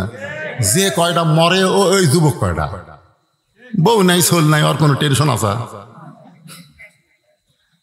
আর যারা আমরা বিয়া করছি তারা চিন্তা করি মর্মত রে, অন্যায়ের বিরুদ্ধে জেহাদ করতে তো মর্মরে, আমার বউ তো বিদ্যা হবি রে, আমার সোল বলে এতিম হবি রে। শয়তান কয় ঘরের থেকে সুবহানাল্লাহ সুবহানাল্লাহ কর, ওই বাইরে রাস্তার যাওয়া দরকার নাই।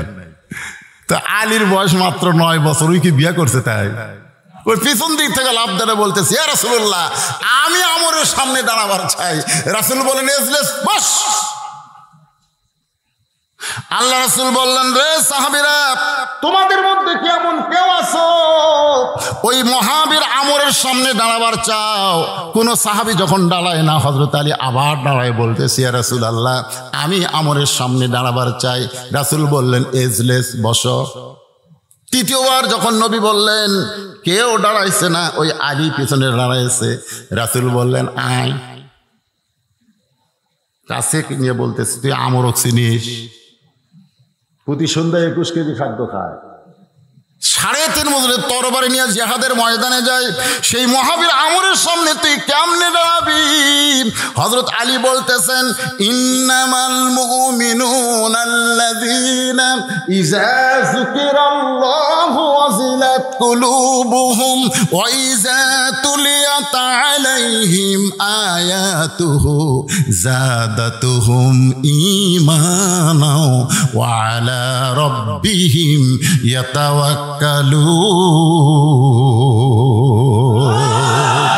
দুনিয়ার কোন আমর চিনার দরকার আমার নাই, আমি আমার আল্লাহকে চিনি। জোরে কারণ সুবহানাল্লাহ।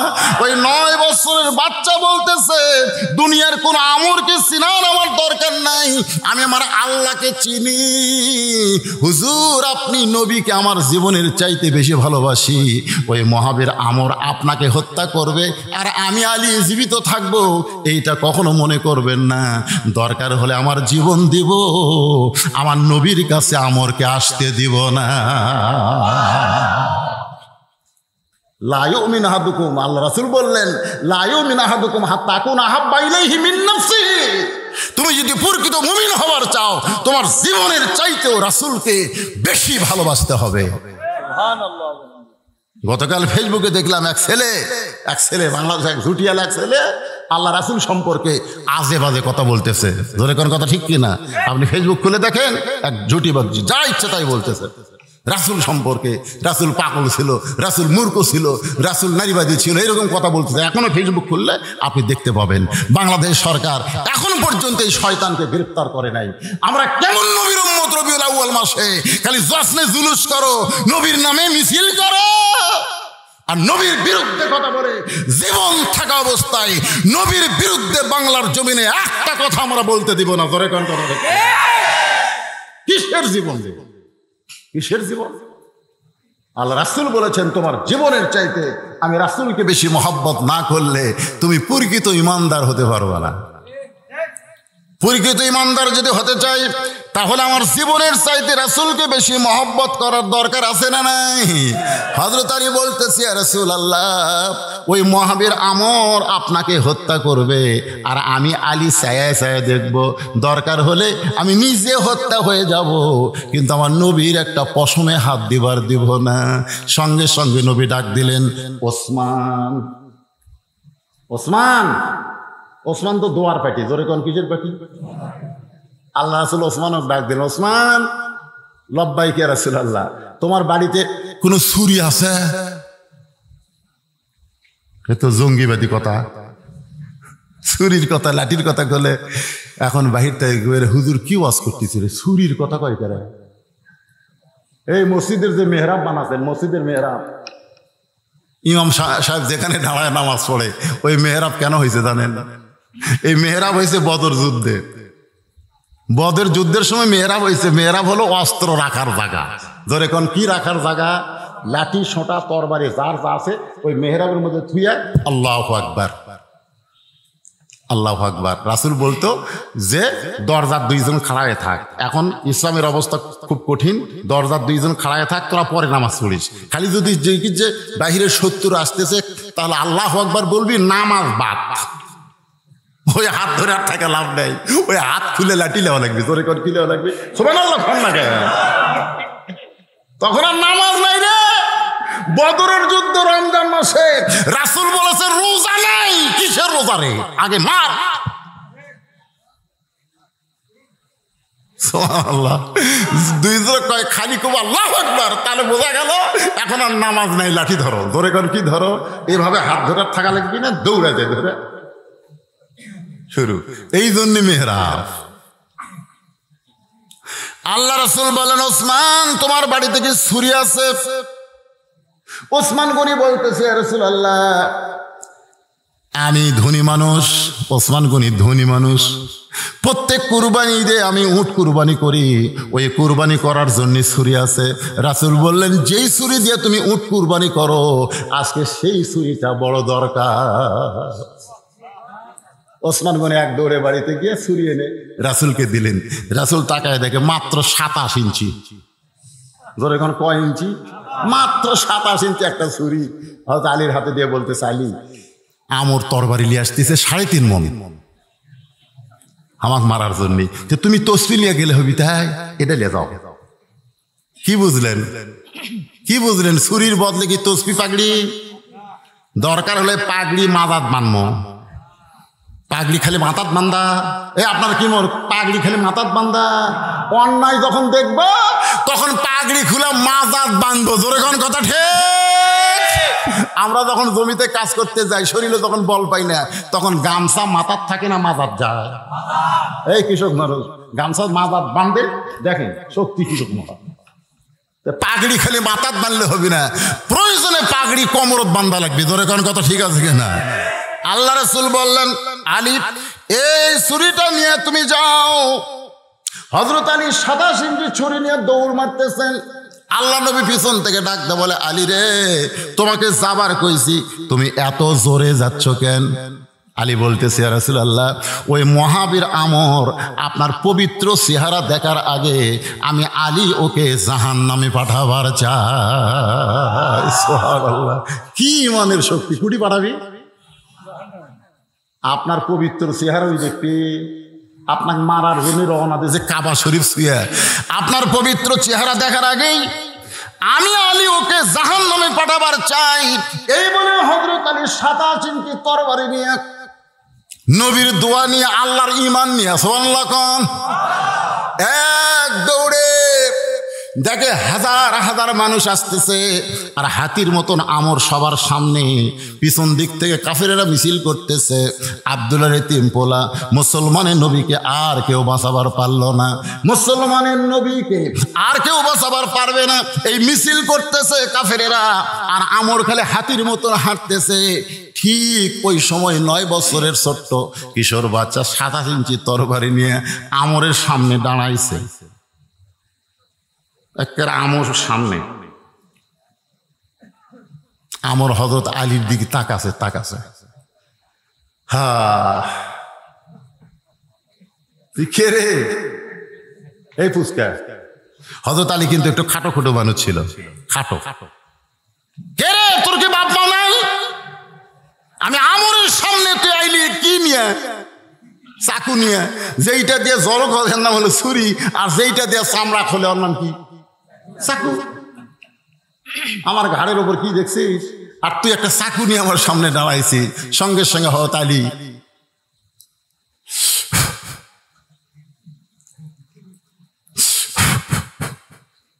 তিনবার পড়ে ফু দিয়ে ওই চাকু দিয়ে হযরত আলী আমরের সামনে একটা টান দিলেন, মাটির উপরে একটা টান দিয়ে বললেন, রে কাফেরের পাঁটা, তুই কত বড় বাপের বেটা! আল্লাহর নবী তো হত্যা করা দূরের কথা, এই দাগটা ডেঙ্গায়া এই পারে যা। জোরে কোন সুবহানাল্লাহ। মাটিতে একটা দাগ দিছে। জোরে কোন কি দিছে? দাগ দিয়ে বলতেছে, রে কাফেরের পাঁটা, তুই কত বড় বাপের বেটা! আল্লাহর নবী তো হত্যা করা দূরের কথা, খালি এই দাগটা ডেঙ্গায়া তুই এক ধাপ সামনে যা, এক ধাপ তোল পাও তো। এমন কথা হযরত আলী বলেছে, আমরের গোটা দেহ থরথর থরথর করে কাঁপতেছে। সুবহানাল্লাহ কন। কেন? হযরত আলী কি পড়লো, যেইটা পড়ে ওই মাটির উপরে দাগ দিল। আর এমন একটা কথা বলেছে, যে কথা শুনে খালি বলতেছে এক ধাপ, খালি পাও বাড়া, নবিক মারবো, নবিক মারবি, পাওটা তুলতো দেখি।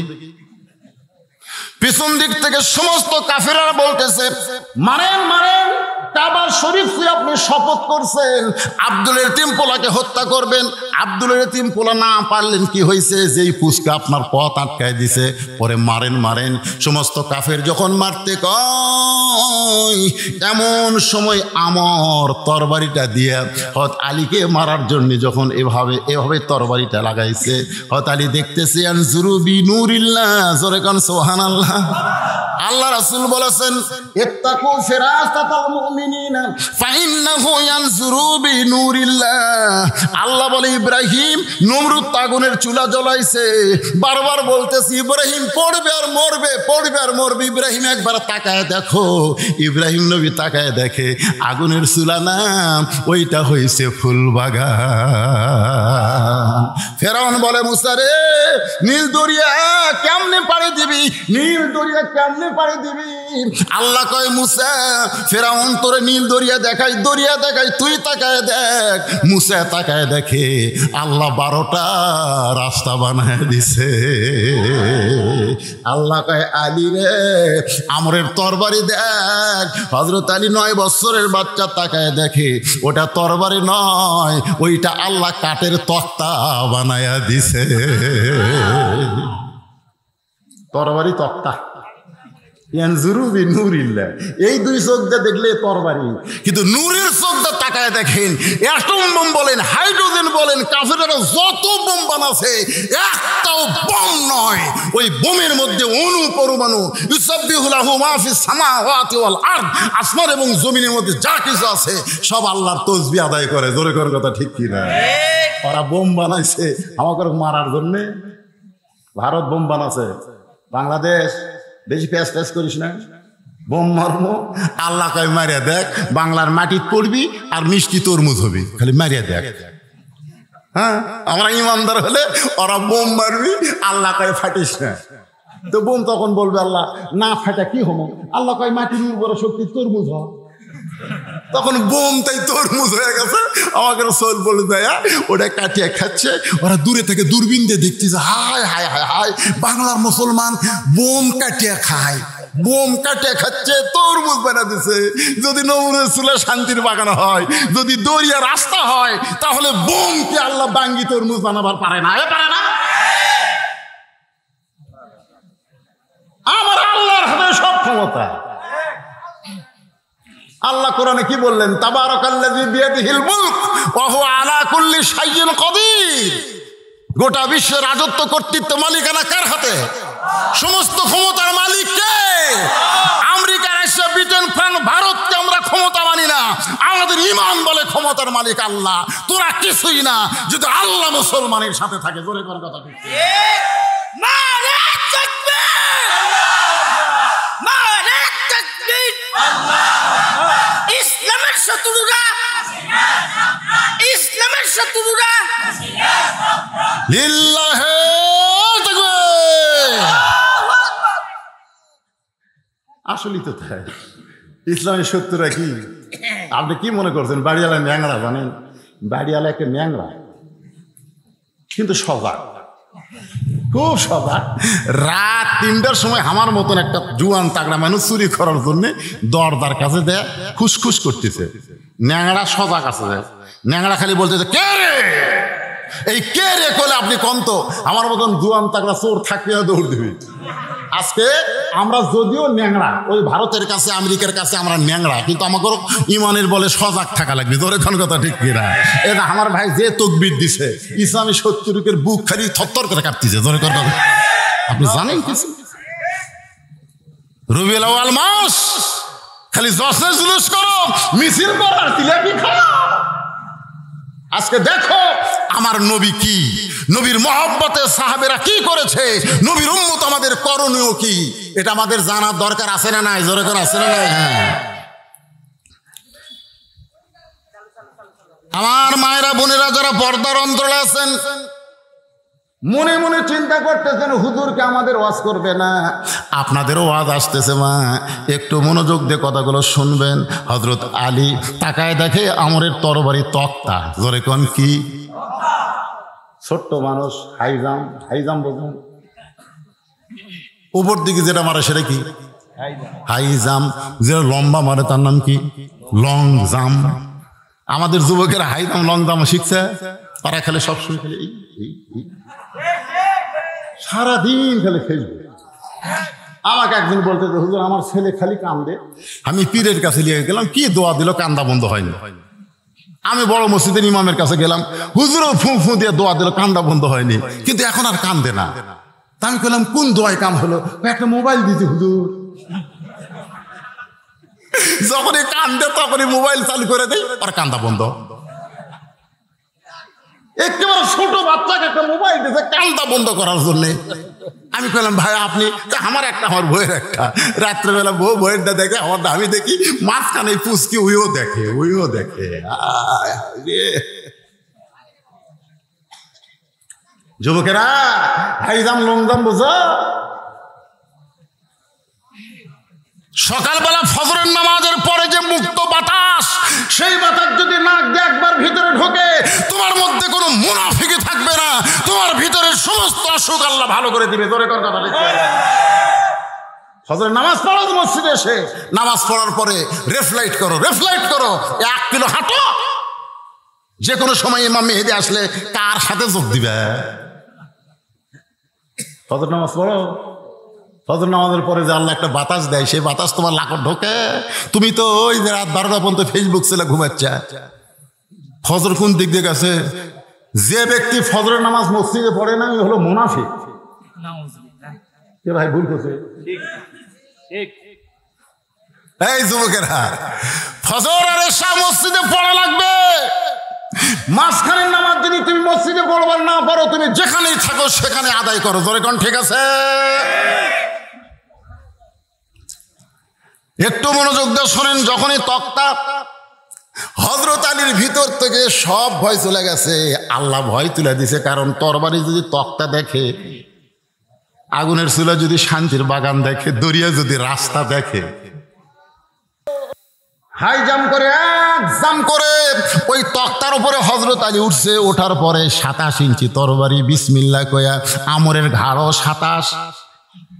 ওসমান গনি যে তরবারি দিয়েছে সেটা মাপে কয়, আর ঘাড় 27 ইঞ্চি মাপ বাড়ে, সেই ঘাড়। হযরত আলী দেখে খাপের খাপ, মুনতাজের বাপ, মানে এখানে মিলে গেছে। হযরত আলী বিসমিল্লাহ কয়া ওই ঘাড়ের উপরে যেই মাত্র তরবারি ঠেকাইছে, সঙ্গে সঙ্গে দেহ থেকে মস্তক বিচ্ছিন্ন হয়ে গেছে। সমস্ত কাফেররা মারছে দৌড়। আসলে কাফের কোনো শক্তি নাই, সমস্ত কাফের দৌড়ায়। আর আল্লাহর নবী দৌড়ে এসে আলীকে বুকের মধ্যে নিয়ে বলে, আলী তুই আলী না, তুই হইলি আসাদুল্লাহিল গালিব। আলী বলে, হুজুর এই ডিগ্রি আমার দিয়া কোনো লাভ নাই। হুজুর আমি মারি নাই, হুজুর আমি মারি নাই, খালি ঘাড় ঠেকাছি হুজুর। হুজুর আমি কিন্তু মারিনি হুজুর, আমি খালি ঘাড় ঠেকালাম, আর সঙ্গে সঙ্গে 2 টুকরা হয়ে গেল। নবী আমার এভাবে আঙ্গুল তুলে বলে, আলী রে, যেইটা তুই করেছিস, যেইটা তুই দেখেছিস, খবরদার কাউরে বলিস না, জবান বন্ধ কর। আলী বলে, হুজুর আমি শুধু ঘাড়ে ঠেকাইছি, 2 টুকরা কেন হলো? রাসূল বললেন, জবান বন্ধ কর, বলিস না। আহা, এক যুদ্ধে হযরত আলী খুব রাগ, ঢাল ভেঙে গেছে।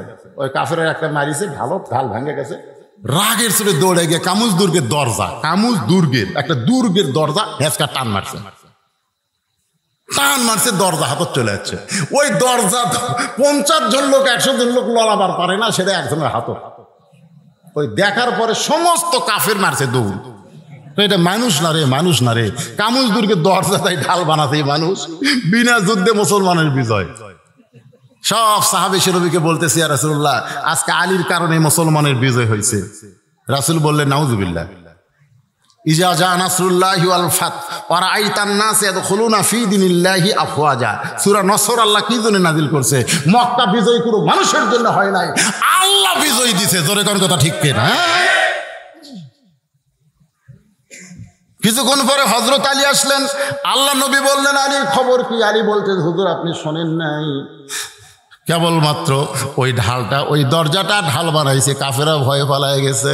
হুজুর সবাই যখন পলায় গেছে, আমার এত রাগ হলো, আমি দরজা ফেলে দিছি, অনেক দূর গিয়ে দরজা পড়ছে। রাসূল কয়, সত্যিই তাই? বলে, হুজুর বিশ্বাস হয় না আপনার? আল্লাহ নবী বলে, চলো তো। নবী আর হযরত আলী দরজার কাছে। আল্লাহ নবী বললেন, দেখি দরজা তোলো। হযরত আলী দরজার কাছে গিয়া দরজা নিজে নড়ে, কিন্তু দরজা নড়াবার পারে না। নিজেই নড়তেছে কিন্তু দরজা নড়ে না। আলী বলতেছে, ইয়া রাসূলুল্লাহ যেই দরজা আমি ঢাল বানালাম, যেই দরজা ফেলে দিলাম, এত দূরে গিয়ে পড়লো, সেই দরজা নড়াবার পারতেছে না, ব্যাপার কি?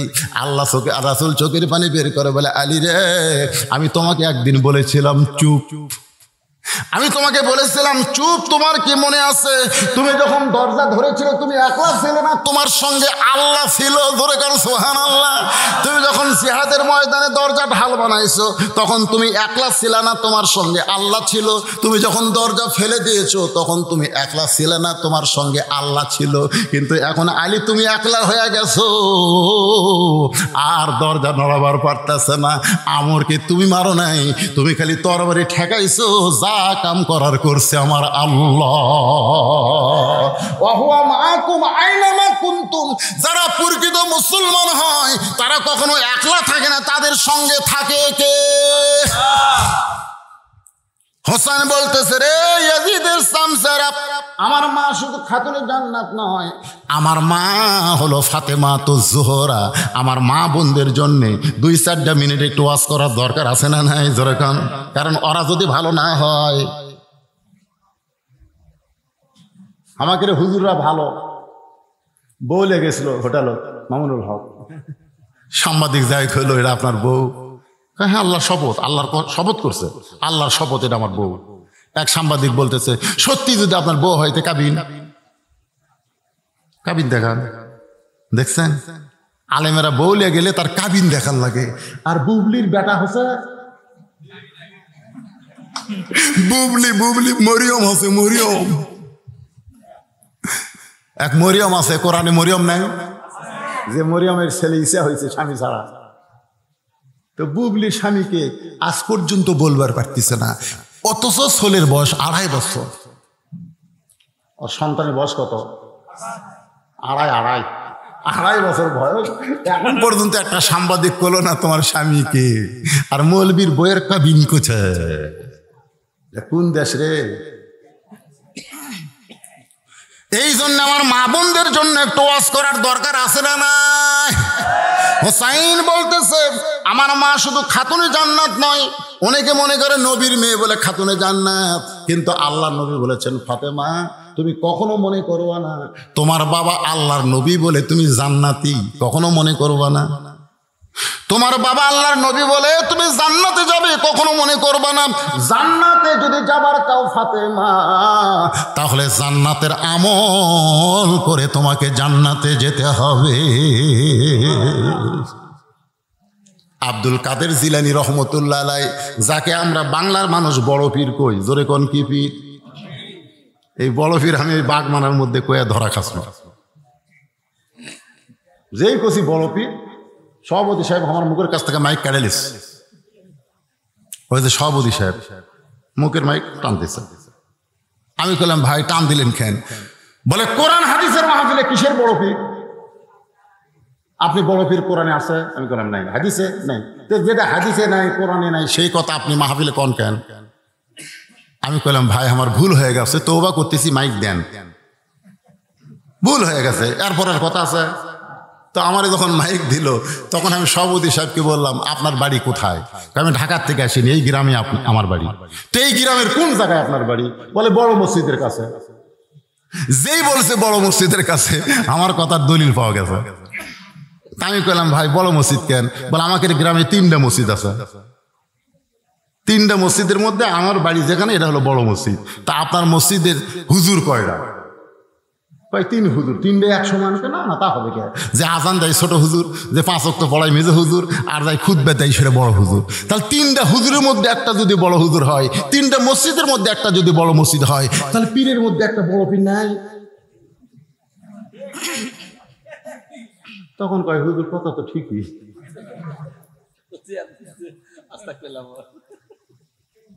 তো জান্নাতুল বাকি আব্দুল কাদের জিলানী রহমতুল্লাহ জিয়ারত করতেছে। জান্নাতুল বাকি বোঝেন? আল্লাহ রাসূলের রওজার পাশে যে গোরস্থান, সব চাইতে বড় গোরস্থান, যে গোরস্থানে হাজার হাজার সাহাবীর কবর আছে। বলেন সুবহানাল্লাহ।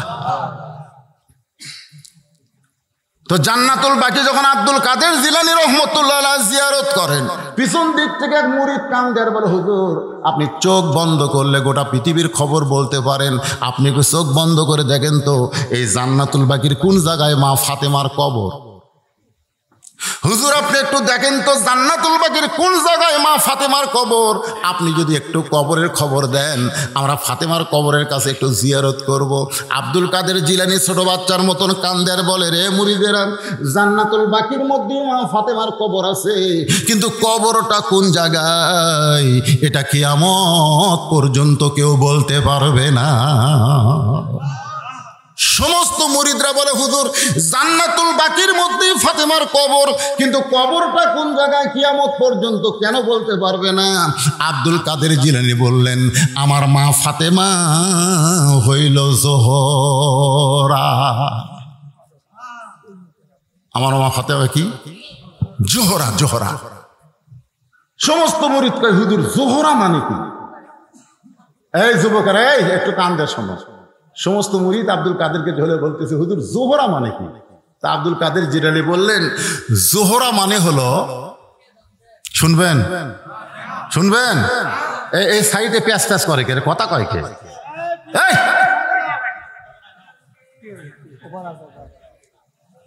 আমি আশ্চর্য হয়ে যাচ্ছি। জানেন আপনারা আজকে নওগাঁত কত বৃষ্টি হতো জানেন? এই হাঁপানিয়াত কত বৃষ্টি হতো জানেন? কীর্তিপুরে কতটুকু বৃষ্টি আল্লাহ দিয়েছে সেটা বোঝেন? অথচ আপনাকে এলাকাত মাহফিল হবি, আমার কল্পনার বাইরে। আজকের মাহফিল আমার ভাস্তা ফরাত আমাকে মোবাইলে ভিডিও করে, বৃষ্টি 25 সেকেন্ড ভিডিও করে দেখা হয়, বলতেছে মাহফিল হওয়ার কোনো সম্ভাবনা নেই, তাহলে হাতির মতির মতো বৃষ্টি হচ্ছে। এত বৃষ্টির পরেও আপনাকে এলাকাতে আল্লাহ বৃষ্টি দেয়নি, তার মানে আজকের মাহফিল আল্লাহ কবুল করবে। জোরে করে সুবহানাল্লাহ। আর এমন ভাবে আপনারা বসে আছেন, নড়া নাই চড়া নাই কিছু নাই, আর পিছনে কথা কথা।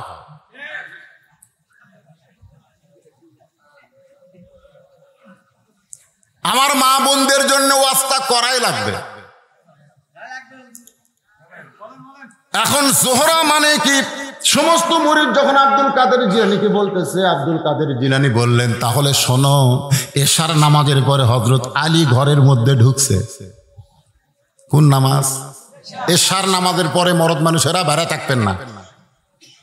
এশার নামাজের পরে ঘরত যাবেন। আল্লাহ রাসূল বলে, এশার নামাজের পরে কোনো গাল গল্প চলবে না। এশার নামাজের পরে তোমরা ঘুমিয়ে যাও, যেন ফজরের জামাত তোমরা আদায় করতে পারো। সুবহানাল্লাহ। এশার নামাজের পরে আল্লাহুম্মা বিইসমিকা আমুতু আহিয়াকে আপনি ঘুমায় গেছেন, আর সালাতু খায়রুম মিনান নাওম শোনার পরে আপনি ফজরের জামাত শুরু যায় শামিল হলেন। আল্লাহ রাসূল বলেছে, তুমি মাঝখানে যে কয় ঘন্টা ঘুম পারছো, এই কয় ঘন্টা আল্লাহ তোমার ইবাদতের মধ্যে শামিল করে নিছে। জোরে করে সুবহানাল্লাহ। হযরত আলী এশার নামাজের পরে ঘরের মধ্যে ঢুকেই আলহামদুলিল্লাহ তাকায় দেখে ঘরের বিছনা সুন্দর, হাসান হোসেনকে সুন্দর করে সাজিয়া দিয়া, ফাতেমা সুন্দরী, এমনি তো সুন্দরী, সাজিয়া গুজে বসে আছে। এখন মনে করেন মরদ মানুষ ঘরের মধ্যে যায়, যদি ঘরের পরিবেশ এরকম দেখে তাহলে মন কি হয়? আমরা যখন বাইরে দেখি, এটা কার বউ রে, ফাইন বউ রে। হ্যাঁ, বাইরেকার গুলা ভালো লাগে, কিন্তু ঘরের মধ্যে যায় দেখেন এটি হলুদ ভরে থসে, এটি কালি ভরে থসে, পেডিকোট অনেকখানি তুলে থসে, তখন কয় বাইরেই ভালো, বাইরেই ভালো। আমি মায়েদের বলবো, রাস্তায় যখন বের হবেন কালো বোরকা পরে পেতনির মতো বের হবেন, আর বাড়িতে যখন থাকবেন স্বামীর জন্য সাজিয়া গুজিয়া নায়িকা হয়ে থাকবেন। জোরে কোন কথা ঠিক কিনা? স্বামী যেন ঘরত যায় কয় আলহামদুলিল্লাহ। উল্টে হসে, যখন বাপের বাড়ির যাবি, কোনো জায়গায় বেড়াবার যাবি, তখন ভালো ভালো জিনিস সব বার করে পড়বি। স্বামী কয় কোথায় যাবা? কয় বেড়াবার যাবো। কয় তাই তো রে, বেড়াবার যাবা, ভালো ভালো জিনিস পরে, আর আমার কাছে থাকো সব পুরানা কাপড় পরে। হযরত আলী আল্লাহর শুকর আদায় করলেন, সঙ্গে সঙ্গে হাসান হোসাইনের দুই গালে দুইটা চুমু দিয়া ফাতেমা বলতেছে, বাবা তোমরা দুই ভাই একটু অন্য ঘরে যাও, তোমার বাবার সঙ্গে আমার গোপন কিছু গল্প আছে। সুবহানাল্লাহ। ফাতেমা যখন বলতেছে হাসান হোসেনকে, তোমরা দুই ভাই একটু অন্য ঘরে যাও, তোমার বাবার সঙ্গে আমার গোপন কিছু গল্প আছে, বলার সঙ্গে সঙ্গে হাসান হোসেন মুস্কি মুস্কি হাসে। মুস্কি মুস্কি হাসার কারণ হলো, আমার মা সাজা গুজা বসে আছে কার জন্যে? এজোর এখন কার জন্যে? তাহলে বাবার জন্যে যদি সাজা গুজা বসে থাকে আর আমরা দুই ভাই যদি ঘরত থাকি তাহলে সাজা গুজা তো লাভ হবে না। এই জন্য দুই ভাই হাসতে হাসতে যখন অন্য ঘরে যায়, এমন সময় ফাতেমা ঘরের দরজা বন্ধ করে দেয়। যেই দরজা বন্ধ করেছে হযরত আলী সঙ্গে সঙ্গে মাথার টুপি খুলছে। কারণ বউ যখন দরজা বন্ধ করে তখন টুপি পরা চলবি না। আপনি যদি কোন হুজুর কি নবীর সুন্নাত চলবে না কেন, তাহলে আপনারা যখন হজ করবার গেছেন আপনারা বলেন তো আরাফার ময়দানে টুপি চলছে, যখন টুপি চলছে, টুপি চলবি না, সব জায়গার টুপি চলে না। কে রে, বউ ঘরের দরজা বন্ধ করছে, কিসের হুজুর রে? যতই ওয়াজ করি আপনাকে সামনে, ওয়াজ করে যখন বাড়ির যা ঘরত যাও বউকে বলি দেখো 2 ঘন্টা ওয়াজ করে আসলাম, তুমি 5 মিনিট ওয়াজ শুনবে 500 টাকা দেবো, প্রতি মিনিটে 100 টাকা।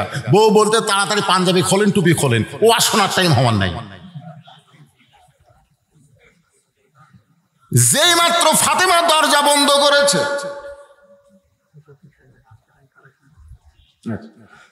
যেই মাত্র মা ফাতেমা দরজা বন্ধ করেছে, একটু মনোযোগ দিয়ে কথাগুলো শুনে বিরক্ত হচ্ছেন, সঙ্গে সঙ্গে হযরত আলী মাথার টুপি খুলেছে, মুস্কি মুস্কি হাসতেছে। কারণ সন্তান দুইটাকে বাড়ি করে দিয়া বউ যখন দরজা বন্ধ করলো তাহলে তো অবশ্যই কিছু একটা হবে। টুপি যেই মাত্র খুলে 2 কানা হাত বাড়ায় দেয়, সঙ্গে সঙ্গে ফাতেমা দৌড়ে এসে স্বামীর বুকের মধ্যে মাথা লুকায় কান্দে।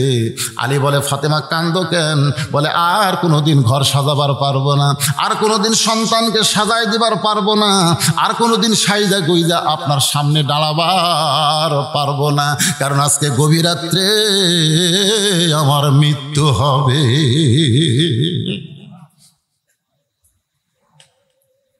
যেই মাত্র বলেছে গভীর রাত্রে মৃত্যু হবে, গাছের গোড়া কাটলে গাছটা যেমন ঠাস করে পড়ে যায়, হযরত আলী তেমনি পড়ে গেলেন ঘরের মাঝায়। ফাতেমা দৌড়ে গিয়া ওই স্বামীর মাথাটা উরাতের উপরে নিয়ে কপালে একটা চুমু দিয়ে বলে, স্বামী গো, এমন করে আপনি কাঁদবেন না, কারণ আসলে যাইতে হবে, আসলে যাইতে হবে। এই দুনিয়া থাকার জায়গা না। যতই বাড়ি বানান, যতই ঘর বানান, যতই কিছু করেন ভাই, আমরা যারা এসেছি আমরা যাব কি না? ওগো স্বামী, আপনি একজন আলেম হইয়া, বীর হইয়া, আমার বাবা বলেছে আনা মাদিনাতুল ইলমি ওয়া আলিউ বাবুহা, আমি হচ্ছে ইলমের শহর, আলী হচ্ছে তার দরওয়াজা। আল্লাহ বলেছেন আলী আসাদুল্লাহিল গালিব। আপনি একটা বীর হয়ে, আলিম হয়ে আমার মৃত্যুর খবর শুনে আপনি কাঁদেন কেন? আপনি কাঁদবেন না, কারণ দুনিয়াতে আসলে যাইতে হবে। আমি যেই মাত্র বলবো আসলে, আপনারা সবাই বলবেন যাইতে হবে, দেখবেন ওয়াজটা ইমানের খোরাক হয়ে যাবে। আসলে এই যুবকেরা তোমরা জোরে করো, কারণ তোমরা যে হারে মোটরসাইকেল চালাচ্ছে রে, সেদিন আমার এলাকাতে অটো ভ্যানের সাথে বাজে, হাই রে ভাই রে, মাথার হেলমেট কিছু নাই।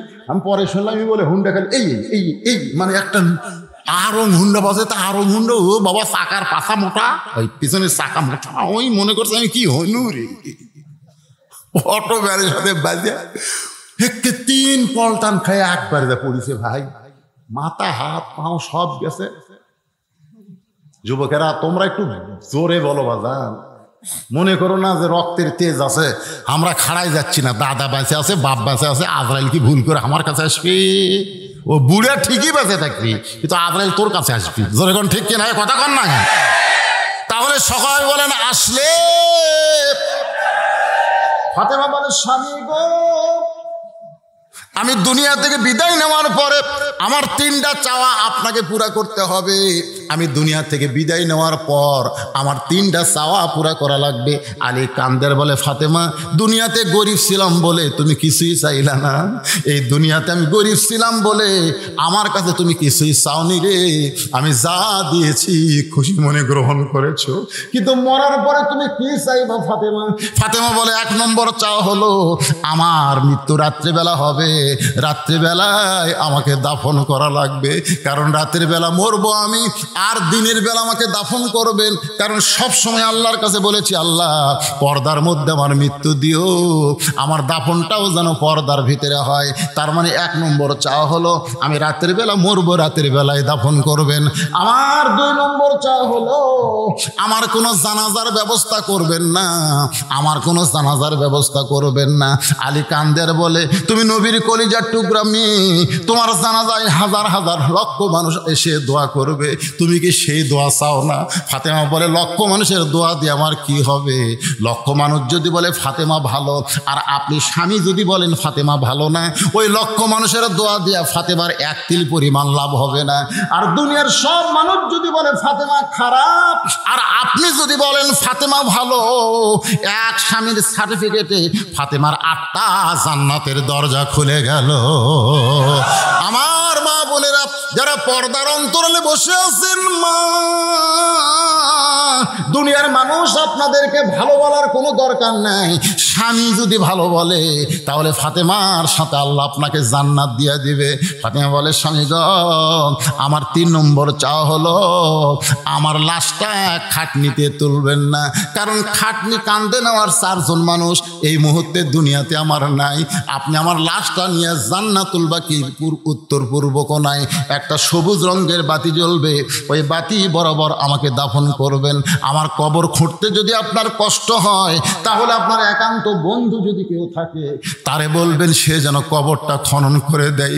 হযরত আলীর বন্ধু আবু যর গিফারের কাছে গিয়ে বলে, আবু যর, জান্নাতুল বাকির পূর্ব কোণায় সবুজ রঙের বাতি জ্বলতেছে, বাতি বরাবর একটা কবর কর। আবু যর গিফারি বলে, আলী ভাই, দুনিয়ার কেউ মৃত্যুবরণ করে নাই, খামাকা কবর কেন খনন করব? আর রাতের বেলা কেন কবর খনন করতে হবে?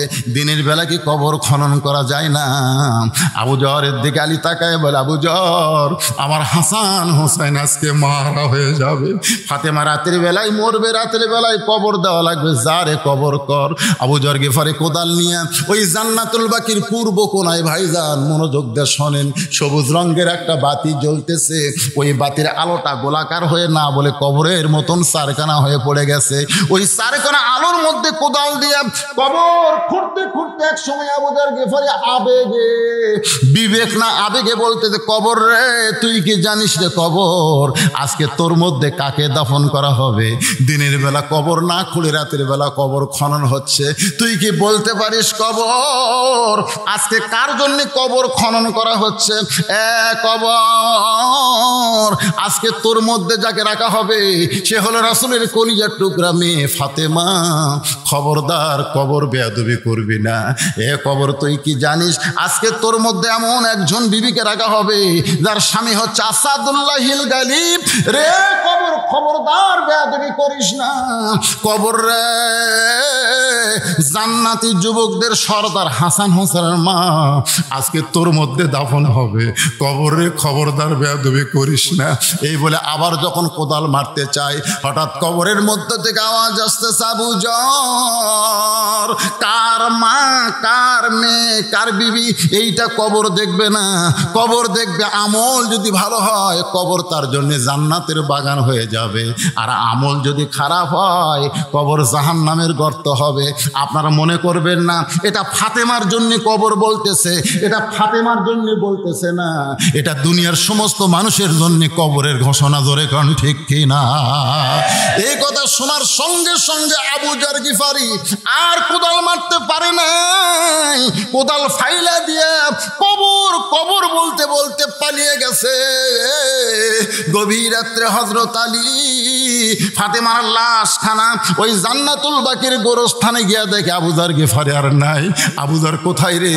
আল্লাহ তাআলা আবু যরকে খেদায়া দিছে, কারণ ফাতেমার কবরের খবর যেন না জানি, এই জন্যই তো আবু যর কবরের কাছে নেই। নিজে কবর দাফন করার পর আল্লাহর কাছে বলতেছে, আল্লাহ, আমার ফাতেমাকে, আমার বিবিটাকে কবরের মধ্যে রাইখা তোমার কাছে সুপর্দ করে দিলাম। আল্লাহ, আমি আলী ফাতেমার উপর খুশি হয়ে গেছি, আল্লাহ তুমি খুশি হও। এই কথা বলার সঙ্গে সঙ্গে তাকায় দেখে সামনে আর ফাতেমার কবর নাই। 3-4টা পুরাতন কবর দেখা যায়। আলী চিৎকার দিয়ে বলে ফাতেমার কবর, ফাতেমার কবর, ফাতেমার কবর। কে যেন বলতেছে আলী রে, আমার ফাতেমা পর্দা নিশি, আমি আল্লাহ জোহরা ডিগ্রি দিয়া ফাতেমার কবরকে কিয়ামত পর্যন্ত পর্দা করেছি। ফজরের নামাজ পড়তে আসলেন হযরত আলী, আশা থেকে আবু যর গিফারি নাই। যে আবু যর গিফারি হযরত আলীর সাথে দাঁড়ায় নামাজ পড়ে, ফজরের সময় আবু যর গিফারি কোথায় গেল পায় না। জোহরের সময় নাই, আসরের সময় নাই, 1 দিন নাই, 2 দিন নাই, 1 সপ্তাহ নাই, 2 সপ্তাহ নাই, 1 মাস নাই, 2 মাস নাই, কয়েক বছর পর সব মদিনার সাহাবীরা আবু যরের চিন্তায় কোথায় গেল আবু যর। কয়েক বছর পর পাগল বেশে আবু যর মদিনায় চলে আইছে। মদিনার বাচ্চারা পাগল পাগল মজনু মজনু বলে এরকম ছোট ছোট পাথর মারতেছে। আলী বলতেছে কে রে, কার গায়ে তোরা পাথর মারিস? ছোট ছোট বাচ্চারা বলে হুজুর এই পাগলকে তো আমরা চিনি না। আলী কাছে গিয়ে তাকায় দেখে এই পাগল আর কেউ না, এই পাগল হলো আবু যর। হযরত আলী আবু যরকে হাত ধরে বলতেছে ভাই রে, আমার বিবি ফাতেমার কবর খুঁড়তে খুঁড়তে তুই কোথায় হারায় গেছিস ভাই? কয়েক বছর মদিনায় তোরে খুঁজে পাই না, আজকে তুই কোত্থেকে আইছিস? আবু যর বল, কথা বল। আবু যর শুধু বলে কবর, শুধু বলে কবর, শুধু বলে কবর, কোনো কথা বলে না। আলী যখন হেসকা কান্দা বলে আবু যর বল তোর কি হয়েছে? কবর কবর বলে চিৎকার দিয়া ফিট হয়ে পড়ে যায়। হযরত আলী উরাতের উপরে নিয়ে আবু যর গেফারির কপালে হাত দিয়ে দেখে আবু যর গেফারি আর দুনিয়াতে নাই, এই দুনিয়া থেকে চিরবিদায় নিয়েছে। আলী কান্দের বলে আল্লাহ, এই কবর আমাদের সকলের সামনে রয়েছে। আজকে যারা জান্নাতের বাগানে বসে আছেন ভাই, আমাদের সকলের সামনে কবর আছে না নাই? আল্লাহ রাসূল বলেছে কবরের পাথেও জোগাড় করে তোমরা কবরে রওনা দিও। আজকে যেই মসজিদকে কেন্দ্র করে, যেই মসজিদকে লক্ষ্য করে আজকের মাহফিল, আপনারা কবরকে সামনে নিয়ে হয়তো এখান থেকে বাড়ি যাওয়ার কোনো গ্যারান্টি নাই, যে কোনো সময় আমাদের মৃত্যু হবে। আজকে কবরের পাথেও হিসাবে এই মসজিদে আপনারা 500 টাকা, 1000 টাকা, 2000 টাকা, 5000 টাকা, এমনকি 5-10 টাকা যে যা পারবেন আল্লাহর হস্তে 5 মিনিট একটু দান করেন। তারপরে আমি আবার আপনাদের সামনে আলোচনা শুরু করব। ভাইজান আপনাদের মধ্যে এমন কোন আল্লাহর বান্দা আছেন কিনা এই আল্লাহর ঘর মসজিদের জন্য 5,000 টাকা দান করবেন, 500 টাকা দান করবেন, 1000 টাকা দান করবেন? কারণ ওটা বসা করবেন না। আপনারা যেরকম সুন্দর হয়ে শুনছেন কবরে সবাইকে যাওয়া লাগবে না, পারলে 10 টাকা দিয়ে কবরের পাথেও জোগাড় করবেন। কিন্তু এই একটা আয়াত আছে পবিত্র কোরআনে, যে আয়াতকে বলা হয় আয়াতুল কুরসি। আয়াত কি? আয়াতুল কুরসি। আপনি যদি দরজা লাগানোর সময় আয়াতুল কুরসি পড়েন, রাত্রে ঘুমানোর সময় আয়াতুল কুরসি পড়েন, আয়াতুল কুরসি পড়ে যদি বাড়ির চারিধার যেদিক দিয়ে চোর আসার সম্ভাবনা আছে যে পানি ছিটেন, এমনকি দরজা খুলেও যদি আপনি ঘুম পাড়েন তাও চোর আসবে না ইনশাআল্লাহ। এত পাওয়ার আয়াতুল কুরসির মধ্যে আছে। তাহলে ওই আয়াতুল কুরসিটা পড়ে ডাক দিয়ে বলেছিল তুই কাফেরের বেটা, কত বড় বুকের পাটা। আল্লাহ রাসূল তো দূরের কথা, খালি ডাকটা ড্যাঙ্গায় সামনে এক ধাপ যা। আমার আর সেই কোরআন আমাদের কাছে আছে না নাই? কোরআনের ক্ষমতা আছে না নাই? আমি আজকে রবিউল আউয়াল মাসে আল্লাহ রাসূলকে নিয়ে, রাসূলের জীবনী নিয়ে, কোরআন নিয়ে আপনাদের সামনে দীর্ঘ সময় আলোচনা করেছি। আমাদের ফজরের নামাজ জামাতের সঙ্গে আদায় করতে হবে। আমি নওগাঁ সদরকে খুব ধন্যবাদ জানাই, যারা রাত 12টার মধ্যে মাহফিল সমাপ্তি করে। আমার সামনে একটা মাহফিল আমাকে বলতে দিত এসার পরে আপনাকে তুলে দেব। তার মানে কি, বেশি রাত করে ওয়াজ করে শেষে ফজর যদি কাজা হয়ে যায়, বক্তারও সাজা, কমিটিওয়ালার করে সাজা হবে। এই জন্য আমরা সকলেই ওয়াজও শুনবো, ঘুমও পারবো এবং ফজরের নামাজ জামাতের সঙ্গে আদায় করবো ইনশাআল্লাহ। আস্তাগফিরুল্লাহ রাব্বি মিন কুল্লি জামবি ওয়া আতুবু ইলাইহি লা হাওলা ওয়ালা কুওয়াতা ইল্লা বিল্লাহিল আলিয়্যিল আযীম। তোমাকে সবাই চেনে, এলাকার লোকেরা। অন্ধ হাফেজ আবুল কালাম আজাদ সবাই এদিকে আসে নাই, এদিকে আসে নাই, এসেছে ওয়াজ করতে চাইছিল, সময় পায়নি। খুব সুন্দর ওয়াজ করে, বক্তায় বেশি, ওকে টাইম দেওয়া হয়নি। ও অন্ধ মানুষ, আমি চেয়ারম্যান সাহেবকেও লক্ষ্য করে বলতেছি, যিনি অন্ধ মানুষ, উনি শুনে শুনে দীর্ঘ 12 বছর জামিল মাদ্রাসায় 30 পারা কোরআন হেফজ করছে। 30 পারা কোরআন, সুবহানাল্লাহ। একটা অন্ধ মানুষ কোরআনের আয়াত কিরকম আজ পর্যন্ত দেখে নাই, কোন অক্ষরের চেহারা কিরকম আজ পর্যন্ত জানে না। ওকে যদি বলেন যে বা কিরকম তা কিরকম বলতে পারবে না, কিন্তু 30 পারা কোরআন শুনে শুনে ও মুখস্থ করছে। শুধু মুখস্থই করে নাই, কোরআনের বাংলা অর্থ পর্যন্ত ও শুনে শুনে মুখস্থ করছে। একটু ওয়াজ করবে সেই নিয়তে, কারণ অন্ধ মানুষ মসজিদের ইমামতি করতে চাইলে সুন্দর কোরআন তেলাওয়াত 2 আয়াত পড়ে আপনাকে শোনাবে, শুনে নেন। কিন্তু অনেকেই ফতুয়া দেয় যে কানার পাশে নামাজ হয় না, এই জন্য কোনো ইমামতির চাকরি পায় না। ও কিন্তু মুখস্থ ক্ষুদ্র দিতে পারবে, ওকে খতিব হিসাবে কেউ নেয় না, আজান দিবারও নেয় না। ও কিছুই কোনো কাজই করতে পারে না, ভ্যান চালাবে, রিক্সা চালাবে। অন্ধ মানুষ যে কি করবে? ওর চোখ দুটা নাই, আর কিছুই নাই, মানে সব দুনিয়া অন্ধকার। জি, আচ্ছা আচ্ছা। তো এই অন্ধ লোকটার পরিচয়ের আগে আমি দিয়েছি, ইউটিউবে আপনারা শুনছেন, যে কোনো কিছু কাজ করবার না পারলেও একটা কাম কিন্তু করছে। হ্যাঁ, সেই কামটা খুব কঠিন কাম। সেই কামটা হলো বিয়া করছে।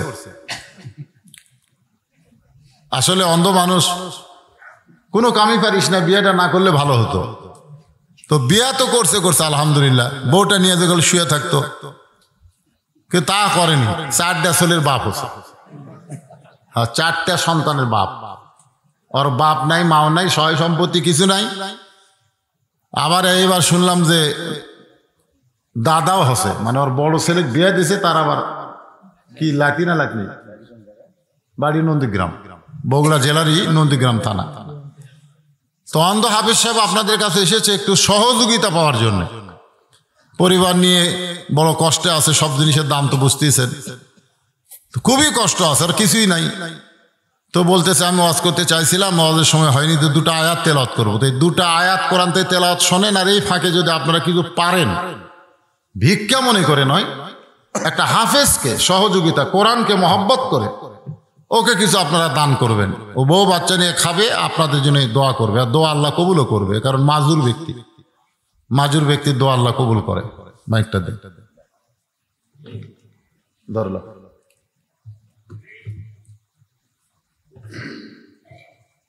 আসসালামু আলাইকুম ওয়া রাহমাতুল্লাহি ওয়া বারাকাতুহু। আউযু বিল্লাহি মিনাশ শাইতানির রাজীম। বিসমিল্লাহির রাহমানির রাহিম।